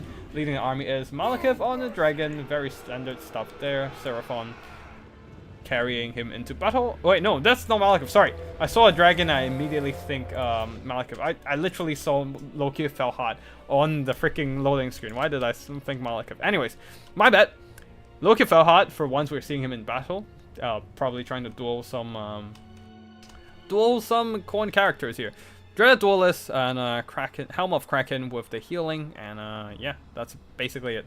Foe Seeker for the Vigor Refresh. Immediately, the Dark Riders are opening up onto the Khorne army, who came in with some Murder Horses on the side. 4 of them, in fact, and definitely ready to counteract the enemy kiting. But oh no, the Murder Horsemen! Unlike regular Marauder Horsemen with shields, Khorne Marauder Horsemen with throwing axes do not have shields. So yeah, they are quickly whittled down by those repeater crossbows. The thing about dealing with these repeater crossbows is that you want to constantly keeping them on the run. So just keeping them being chased by even melee units are great because they can't turn around and fire, as they do not have that 360 fire arc. If the throwing axes can just maybe have an attack order onto them and just keep pressuring them back, maybe they would have had a rougher time. Like, you want an attacking order onto them. So either they get caught in melee and get dragged down, or they turn around and flee and cannot fire back. Anyways, the rest of the Khorne army, a front line of Khorne Gors mixed in with Marauders, some of them with dual weapons. And leading the army is Skull Taker on his Blood Bike on the Blood Shrine with Skyla and Fingrim with his Rampaging Explosion. Very interesting stuff. We shall see what happens here. I actually need to hydrate myself. My throat is a bit cracking now. I mean, both armies are not really doing much, just some initial skirmishing. Blood Knights. Alright, wait, hold on. They're Skull Crushers. Yeah. Forgot about the Skull Crushers. I do need to cover the Skull Crushers here. But yeah. Now the Siren of the Red Ruin is just sitting back and bombarding a Khorne Gore formation. There's nothing the Khorne army can do against that. They don't have any long-range artillery, and the skirmishing from the Dark Riders are just repelling them for now. Oh, there's some Chaos Knights with lances. Oh man, these Khorne units need to start pushing. They can't just sit back and take the shots from all those Scourge Runners and all the repeater crossbows. They're just gonna die here. They need to start charging. The Chaos Knights of Khorne would be very useful. Oh, Skull Crushers need to move up. Yeah. I think there were some microing mistakes on both sides. Dark Riders, the Dark Knights, the Khorne Knights didn't really pull back there and just got charged by Chaos Knights and take a ton of damage, since these are Khorne Chaos Knights with lances as well, so extra charge bonus at 88 with that frenzy. So a ton of damage on the charge. Enfringrim charged in, but getting surrounded by Witch Elves, taking a bunch of damage due to them turning on Witch Brew. But he quickly turned on Rampage. He turned on an explosion earlier, but not doing a whole lot actually. Yeah, Loki Felhan might want to drop down and fight. He is a dreaded duelist. He needs to be in battle, aiding his troops in melee. As now the Skull Crushers are charging into the backs of the Kowan Knights, Witch Elves and Black Corsairs are whittled down pretty heavily by Skull Taker, by the explosion here, and a lot of Marauders in the mix as well. But the Marauders themselves are getting beaten back, I guess. But the Skull Crushers are still very healthy here. Chaos Knights are slowly taking more and more attrition damage because they're up against an anti-large armor-piercing cavalry. But yeah, things are not looking great for the Siren of the Red Ruin though. Trying to get out of that blob fight and go after Skull Taker, but then Marauder Horsemen just kind of formed up a firing circle around it and shoot her to pieces. Now it is time for Lokius Felhart's turn to feel the pain. He does have wait, he doesn't have the damage resistance item. Yeah, never mind. My bad. Remember something wrong. But yeah, he's still gonna take full damage from the throwing axes. Maybe the little bit of throwing axes can be mitigated by the scaly skin, but that is not quite enough here. Scourge Runner Chariots not. Oh, they have been sniping Skyla and Fingrim. A pretty decent target. Just a large target, slightly bigger hitbox than a lot of other stuff, and definitely more valuable than your typical Murder Horses, I suppose. But yeah, things are looking quite well in terms of the Dark Elf side. the front line of the Marauders are mostly dealt with by a combination of wait, are there no spells on the field? There are no spells on the field for the Dark Elves. They're really trying to outcoin Khorne, I guess. But they do have a lot of missiles, so a lot of kiting whittled down in the Marauder infantry front line. And also the Witch Elves probably did a bunch. Yeah, they killed like 180 Marauders. Man, the Witch Elves are nasty when they can get a good charge with the Witch Brew. And Dark Riders continues to kite, at which the Skull Crushers can't really deal with it unless they just dedicate themselves to just keep chasing after the Dark Riders. Yeah. Alright, we're gonna fast forward a bit. Alright, Skull Crushers going and Skull Ticker going after Loki of Felhot. Trying to take that, take his helmet off his skull, maybe? And yeah, that's a lot of anti-large armor piercing around Loki of Felhot. That is not great. Those Dark Riders needs to do something about it. They're starting to shoot into the middle of the fight. So which helps, but that is not doing enough shock damage against the Skull Crushers. And Skull Ticker is also doing more and more damage. He hasn't activated his Cloak of Skulls yet, so he is not in his full final form, but he's still a pretty good combatant and doing good damage. He's also self-healing on his Blood Shrine. So yeah, he is a tankier than it looks. Now the Khorne Knights and everything on the Dark Elf side are piling in, trying to finish off the Skull Crusher and also take down Skull Ticker. While the throwing axes from the Murder Horsemen are returning and trying to get some damage in on this blob fight. But yeah, these guys are just getting shattered by some repeater crossbow fire. And the rest of the Khorne army is just too beat up, I think, to do anything against the rest of the Dark Elves. With a lot of them still being relatively healthy, and Loki of Felhot still able to self-heal in melee. So that is going to be GG for this one, with Dark Elves taking the victory. Very nicely done with the kiting from Curio there. One of the repeater cross...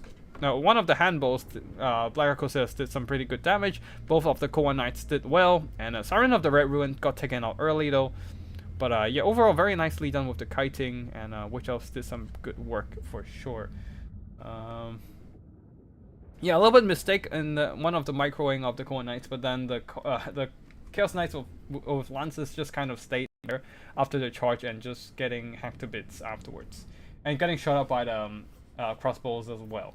Skull Crushers of Khorne did very well though, beating back the enemy cavalry and surrounding and beating up Loki of Felhot, but just not quite enough to bring this game back.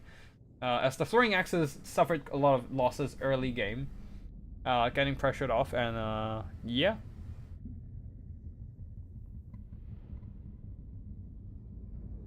Skylight Entering Room didn't do much, unfortunately, for this one. Not a lot of... yeah, I feel like the best bet he had is probably just jump onto some of these skirmishing troops and try to rampage them, but then it's a bit hard. He's not the fastest boy around here.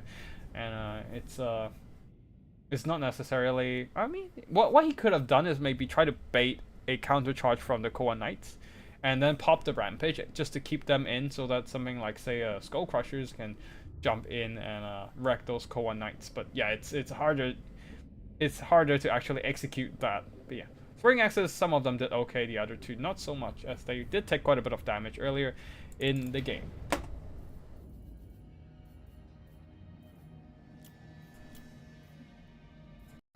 Wait, hold on. Now the Witch Elves... Actually, let me just quickly jump back in. Just want to see what the Khorne cavalry is up to in the early game, and what exactly happened to the infantry line there.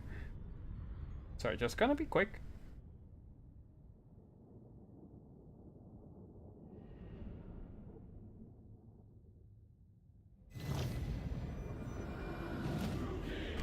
The beast is summoned.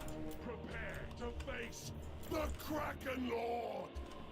Yeah, definitely a bit of a mistake just to stand those marauders in front of the Red Siren, Siren of Red Ruin for a little too long. And a little bit too much damage taken on the Murder Horseman side. Yeah, this probably would have been better if there's just one unit standing there and the rest starts pushing, but yeah. Anyways. Oh yeah, they were just getting kited pretty hard by the handballs, the dark shorts, and the repeater crossbows and whatnot. And the Murder Horsemen, unfortunately, they did not commit to chasing after Dark Riders. So they just got shot up while they were standing still. Ooh, that was quite a painful loss for sure. And the breath attack onto the Chaos Knights with Lances kind of equalizing the fight a bit. But yeah, a little bit of mistake on the Dark Elf side. Just kind of leaving the Cohen Knights and the Dark Riders in the same bit and just kind of get dragged down in melee.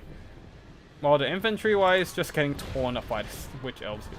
And also kited down all over the place. Black Corsairs do have some decent armor at 80. So they can handle their own even when being pressured by enemy infantry. But yeah, anyways, that is gonna be it for this battle. We're gonna move on to the next one. More Chaos Dwarf action. We do have quite a bit. So this one, finally, we have a Beastman game. I don't think we got every single game from the tourney, but that's fine. We'll just cast whatever we can find. Captain Tillis here, this time going with Chaos Dwarves with a sheer numbers approach, while Ash 07 from the RTK clan, a very strong clan for sure. Going with the Angor herds. Anyways, let's go for the army build. Yeah, Killstorm is going with a ton of numbers. Killstorm warriors, first line of laborers and Hobgobble sneaky gits. Goblin laborers and Hobgobble sneaky gits, and then second line of Killstorm warriors and Blazing Beards, Infernal Ironsworn, some super elite infantry ready to just hold the line for forever. Hobgoblin cutthroats on the flanks as well as some cheap and cheerful Hobgoblin laborers. Saucer Prophet of Fire with Burning Head and that's Cascading Fire Cloak. Yeah, and a bunch of Hobgoblin Wolf Raiders with bows as well. Oh, trying to grind out the Beastman army with sheer numbers. Interesting approach. Let's see if this works here. For the Beastman army, a front line of Angor Spear herds, Gore herds, so a line of numbers, but then after that it's just a ton of mobility. Very typical of Beastman, though we don't see a lot of Razor Gore herds. Multiple Razor Gore herds on the field, plus throwing access Sandagors. We have a Tuskgore Chariot and some Sandagors as well. Leading the army is a Doombull plus Brave Shaman of Shadows with Pit of Shades and Enfeebling Foe. Yeah, that is it basically. Doombull here, ready to accompany his Minotaurs with great weapons and daze some, just punch and daze some enemy targets. We shall see what happens here. Let's speedrun this bit. The marching phase, as both sides are trying to move into a flanking position. There's a little bit of a minor engagement in the front line there. Oh, there are some Pestigos at the back, so slightly more elite infantry. Oh, Pit of Shades right onto these Infernal Ironsworn. Your best way to kill all of these guys is through magic, really, or bombardment. Although big engagement on the side there, these Hobgoblin and Wolf Raiders got caught by a bunch of Sandagors, who are indeed quite a swift light cavalry, plus Razor Guards piling, and some of the Wolf Raiders got pushed off. Hobgoblin Sneaky Gits are trying to just go after the Razor Guards and maybe do a bit more damage in the process. Sandagors are also being pushed back by Hobgoblin Sneaky Gits and Wolf Raiders, but overall, the Beastmen mobility are in a commanding position. Sandagors have pushed through the Hobgoblin laborers, now getting onto the rear of the Infernal Ironsworn, whittling them down with those armor-piercing throwing axes, and Infernal Ironsworn trying to move back in to fend them off, but not exactly successful, as a lot of them got stuck on Angor Spear herds. Now over here, Razor Gore herds and Sandagors got pushed back, but things are looking quite even so far. The front line wise, the Minos and Doombolt are in on smashing down the Infernals. Why are you pulling back? No! They're supposed to hold the ground and just fight till the end, because if you're pulling back, that means these Minos are just getting free damage trying to pursue your units down. And as they pull out of the fight as well, they're taking a lot more damage. Oh no, big mistake here. Trying to go out, they're trying to face the Sandagors and go after them with melee attacking orders. That is not great. Oh, maybe they're trying to get the explosive charges onto it. It's not worth it. Your Infernal Ironsworn are kind of just left there and got hacked down by Minos, and that they're paying the ultimate price for this mistake. Infernal Ironsworn over here got charged by the Tuskgore Chariot and took a lot of damage, I believe. But yeah, things aren't. Suddenly, the Infernal Ironsworn doesn't feel so sturdy anymore, especially when they're constantly getting targeted by AoE spells like the Pit of Shades. They tried to dodge it, but it was way too late.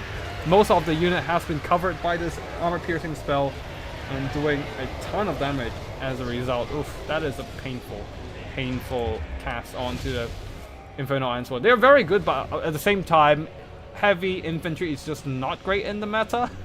I mean, they're the best of the heavy infantry, but overall heavy infantry just isn't great. There are too many good ways to specifically counter them, and this is one of them. Just bomb them up with an AoE armor-piercing magic. Burning Hand onto the Unlost Spears, and they're getting burnt down for sure. And suddenly things are not looking too hot for the Chaos Dwarves. The Hobgoblin Sneaky Gets, they're kind of isolated out of position, and they're getting picked off by the enemy mobility. Infernal Iron Sword getting routed already. Taking too much shock damage, I believe, from the Pit of Shades. And the Beastmen with their superior mobility will not allow them to come back, I don't believe. And these guys are too weak to do anything even if they come back. So they're kind of getting ignored. Nope, looks like there might be units going after them right now. But finally, the Sneaky Kids are moving on to the capture point, trying to get some victory tickets back. But it is very doubtful whether they can hang on long enough for the tickets to fill up for them. So we shall see. These Hobgoblin Cutthroats are chasing some shattered targets. They need to come back. But yeah. Overall, now the infantry of the Chaos Dwarves are trying to chase after enemy mobility, which is not great for them. They're just constantly getting kited out, with them not being able to do anything in return. Okay, these guys managed to get some explosions onto the Senegals and are able to push them back for a bit. But the main problem are all these Senegals and other Pit of Shades, this time onto a Chaos Dwarf Warriors, whittling down on the enemy infantry. Not whittle down, but hammering down those Chaos Dwarf infantry bit by bit. And that is going to be victory here as Armulus strikes the Chaos Dwarves. For the army performances here, this time, unfortunately, the Infernal Iron Sworn, despite how much I talked them up, just got hammered by the Pit of Shades and throwing axes, and also some unfortunate mistakes in terms of tactics and micro, maybe. Putting them a bit out of position, prone to being rear charged and picked off. And also just, well, spells in general, which is quite difficult to counter if you're not paying attention. Brave Shaman of Shadows, the MVP for the day, deleted a good chunk of the Chaos Dwarf infantry forces and severely weakening those Chaos Dwarf elite infantry, the Infernal Iron Sworn. Infantry-wise, didn't do a whole lot, but these Tusk Chariots did great, and same goes for some of these Senegals as well. Razor Gores didn't do a whole lot, but Minos did good. Yeah, very nicely done by Ash. Yeah, GG to Ash. Hey, definitely a great player for sure. A lot of great micro in the game for sure. Right, let's see.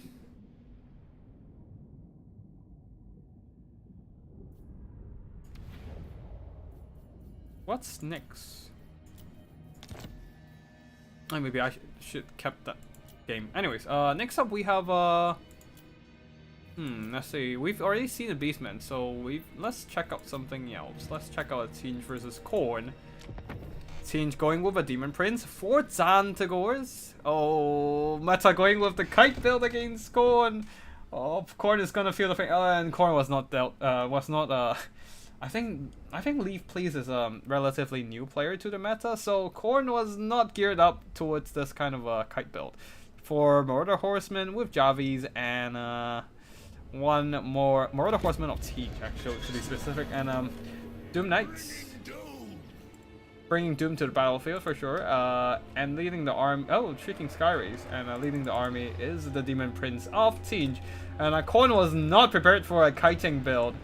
They have the Wrathmongers front line of Chaos Warriors, Chosen of Khorne, and Bloodlatzes, and a single Skullcrusher at the back there, throwing axes for the Horsemen, but nothing to control enemy mobility, nothing to keep them in the fight. That is quite painful. Valkyria the Bloody is in the battle, but her Spear Slobdier unfortunately has no use against all these cavalry here. There are some Furies, so Furies and the Murder Horsemen are their best bet against all these enemy mobility.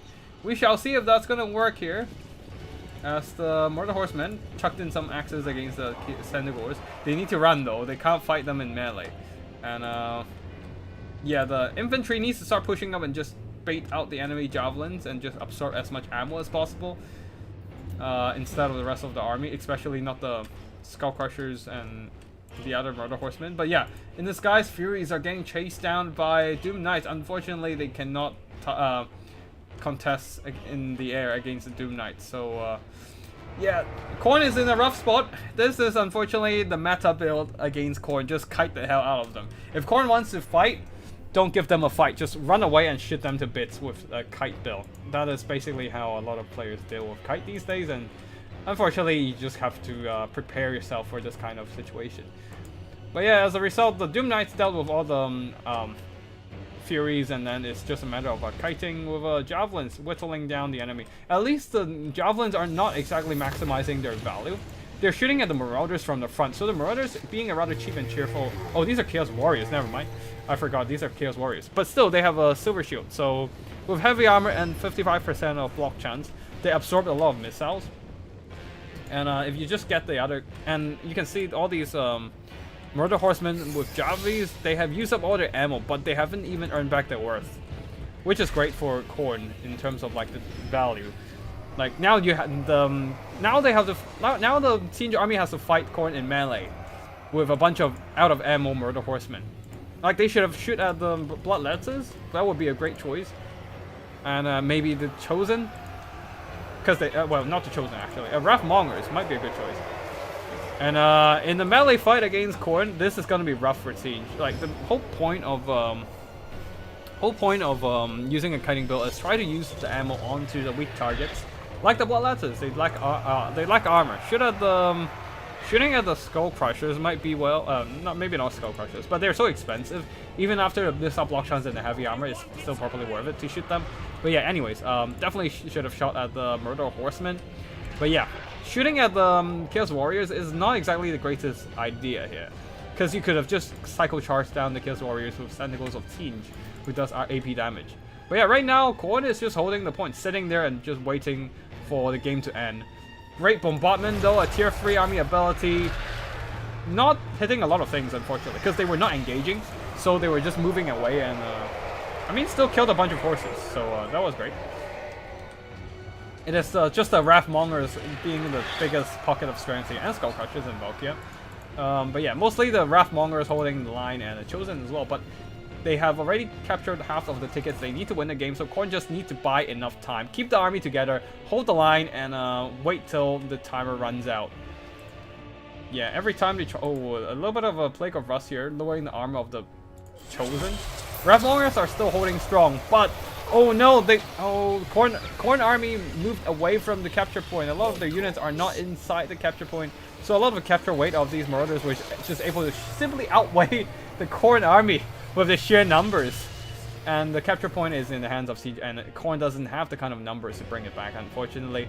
Yeah, if Khorne just kept all the units on the capture point, and maybe like sit slightly further back here so that they don't receive a downhill charge, they might have a better chance. But right now the capture point is in the hands of the Siege army, and it's just a matter of overwhelming everything on the capture point with sheer numbers, and just wait and just crush the Khorne army here. Like Khorne's army definitely managed to drag on for 600 tickets to come through, but they just didn't have enough weight on the capture point to keep it in their hands and get those tickets.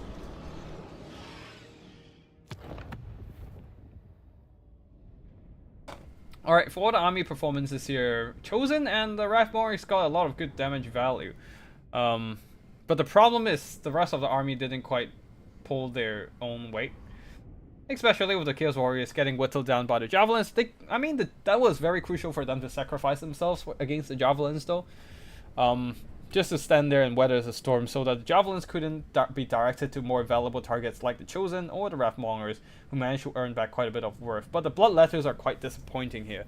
Their physical resistance means nothing against all that Siege magic damage, so all these Zandagors did some pretty good damage. If these are not Bloodletters and are instead Chaos Warriors, maybe Khorne could have brought this one back just by holding on to the capture point. But yeah, Bloodletters quite glass cannon, and they just quickly crumbled to the enemy charge and whatnot. And yeah, GG to both players, and that is going to be it for this one. Alright, let's check out this one next. Dark Elves versus Beastmen, and this is a round 4 battle. So we're on round 4, we don't have any more replays, and these are the last couple replays for the night. So let's see what happens here. Jump right in, and finally we have a High Beastmaster on the field. Courier going with the High Beastmaster, a front line of Dread Spears, 4 Black Arquebusiers, 2 melee ones, oh wait, actually 5 Black Arquebusiers, 2 with melee ones, and 3 with hand bowls. 2 Koa Knights, 1 Heralds, wait. These are the Raven Heralds, I think, right? Haven't seen this Dark Pegasus armor-piercing crossbow unit for quite a while, so I kind of don't forget their name. Yeah, the Raven Heralds. My memory still have it. Sometimes I don't remember units I've seen just 5 minutes ago, but sometimes I remember units I haven't seen in like half a year. It's weird. Alright, Black Arquebusiers with the front line there. And leading the army is High Beastmaster, supported by a Sorceress of Death. High Beastmaster, of course, coming in with that Tormentor's Sword. Really good at limiting the enemy movement. Really good against Beastmen if you want to lock down some of their fast and light units. But yeah, let's see what's the rest here. We have the Scourge Runner Chariots here, Koa Knights on the flanks, and Black Arquebusiers. For the Beastman army, a front line of Gore Herds. Just a ton of Gore Herds. Trying to beat down the enemy Dark Shards and Dread Spears in quality, I suppose. But the only problem is that they don't have shields, so they're a bit more vulnerable to those Black Arquebusier shots. We shall see what happens here. For the rest of the Beastman army, Senegors with great weapons and regular Senegors. Senegor with great weapons would probably do better against Koan Cavalry. Probably their intended target anyways. Razorgore Herds. 4 of them, in fact. That's a lot of AP mobility. So yeah, definitely trying to aim for using those AP against armored targets, most specifically these Koan Knights here. Senegors on the flank, and Butchers of Kalkengard, a very nice unit that can heal themselves with regeneration with a very solid melee stats as well. Razorgore Chariots that can definitely run through some Black Arquebusiers. Plus Malagor the Dark Omen leading the army with a Flock of Doom. Mantle of Garok to boost melee stats. I haven't seen the spell in a while. And Enfeebling Foe. Let's see what happens here. Black Arquebusiers already kiting down the Gore Herds, whittling them down with their handballs, but they probably should have been deployed further ahead so that they can have a bit more time to kite back. Right now the Gore Herds are clashing into the Dread Spear. Excuse me. But Black Arquebusiers should make short work of, excuse me, with hold on, I think I have a bit of hiccup. Let me just drink some water.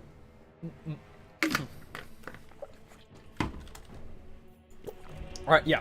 Black Arquebusiers should trade well into the Gore Herds. The bigger problem are these Butchers of Kalkengard, who are just pummeling the Black Arquebusiers, who are not geared to fight big monsters like that. And the weight of all these AP mobility, all the chariots, all the Razor Gore Herds are just overloading these poor Black Arquebusiers and yeah, immediately breaking them down. The High Beastmaster though, taking down Malagor the Dark Omen is great, but the ground fight is not going well for the Dark Elves at all. All these AP mobility running into the Black Arquebusiers, immediately breaking through their best protection, their armor. And yeah, the Black Arquebusiers are getting annihilated. Look at just how the Dark Elf lines crumbled under the sheer weight of Gore Herds of Razor Gore Herds, and now even the Senegors are collapsing from behind. Koan Knights are pretty good these days, but they are still not enough to deal with all 3 units of Senegors, Butchers of Kalkengard. Raven Heralds are sitting back up in the skies, but they are not doing enough burst damage quick enough here.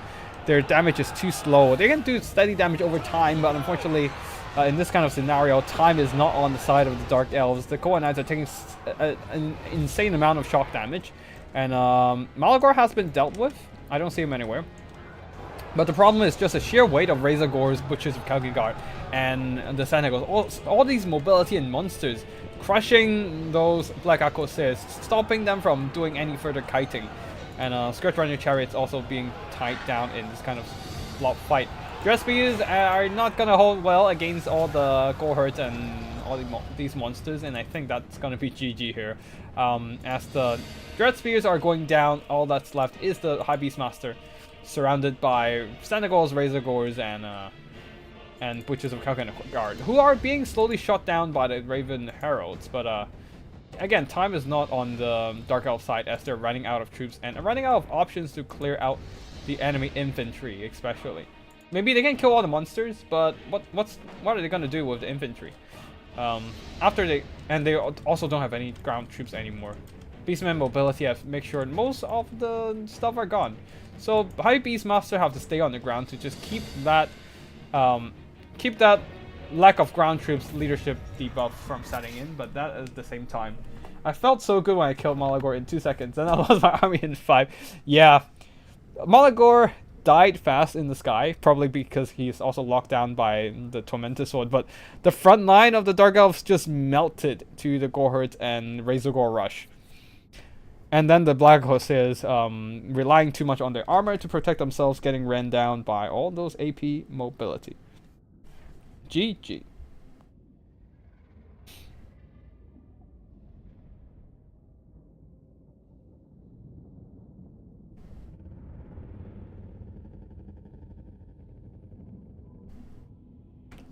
Yeah, Riven Herald sit back in the skies and slowly dishing on the damage. Did well, but the rest of the army, oh no, they just melted. They just entirely melted. High Beastmaster took down Malagor, so got some good value. But oh, he didn't even land a single hit onto the High Beastmaster. He just died. Poor fella. But the rest of the army did pretty good, especially the Senegors here. Oh no, especially the Razorgores, shutting down all those Black Corsairs. Alright, one last battle for the day. Warriors of Chaos versus Siege, and then we'll be closing the day.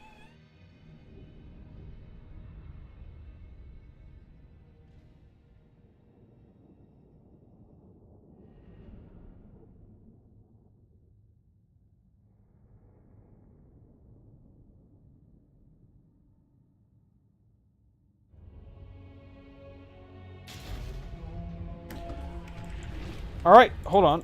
Let me just go through the army builds here. For the Warriors of Chaos, we are seeing Kolak versus Changeling. Are we seeing a second Kolak here?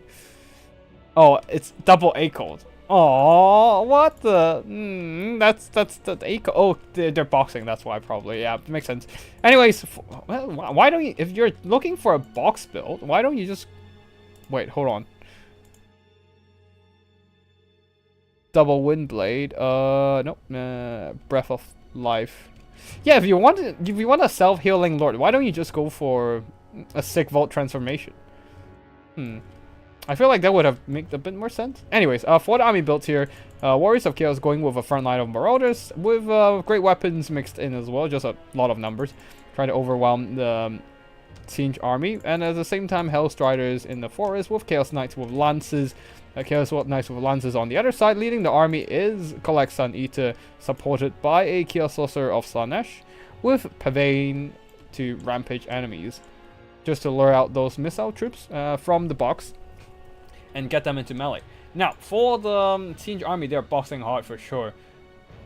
A surround of Murder Spears and a single Chosen of Siege at the back.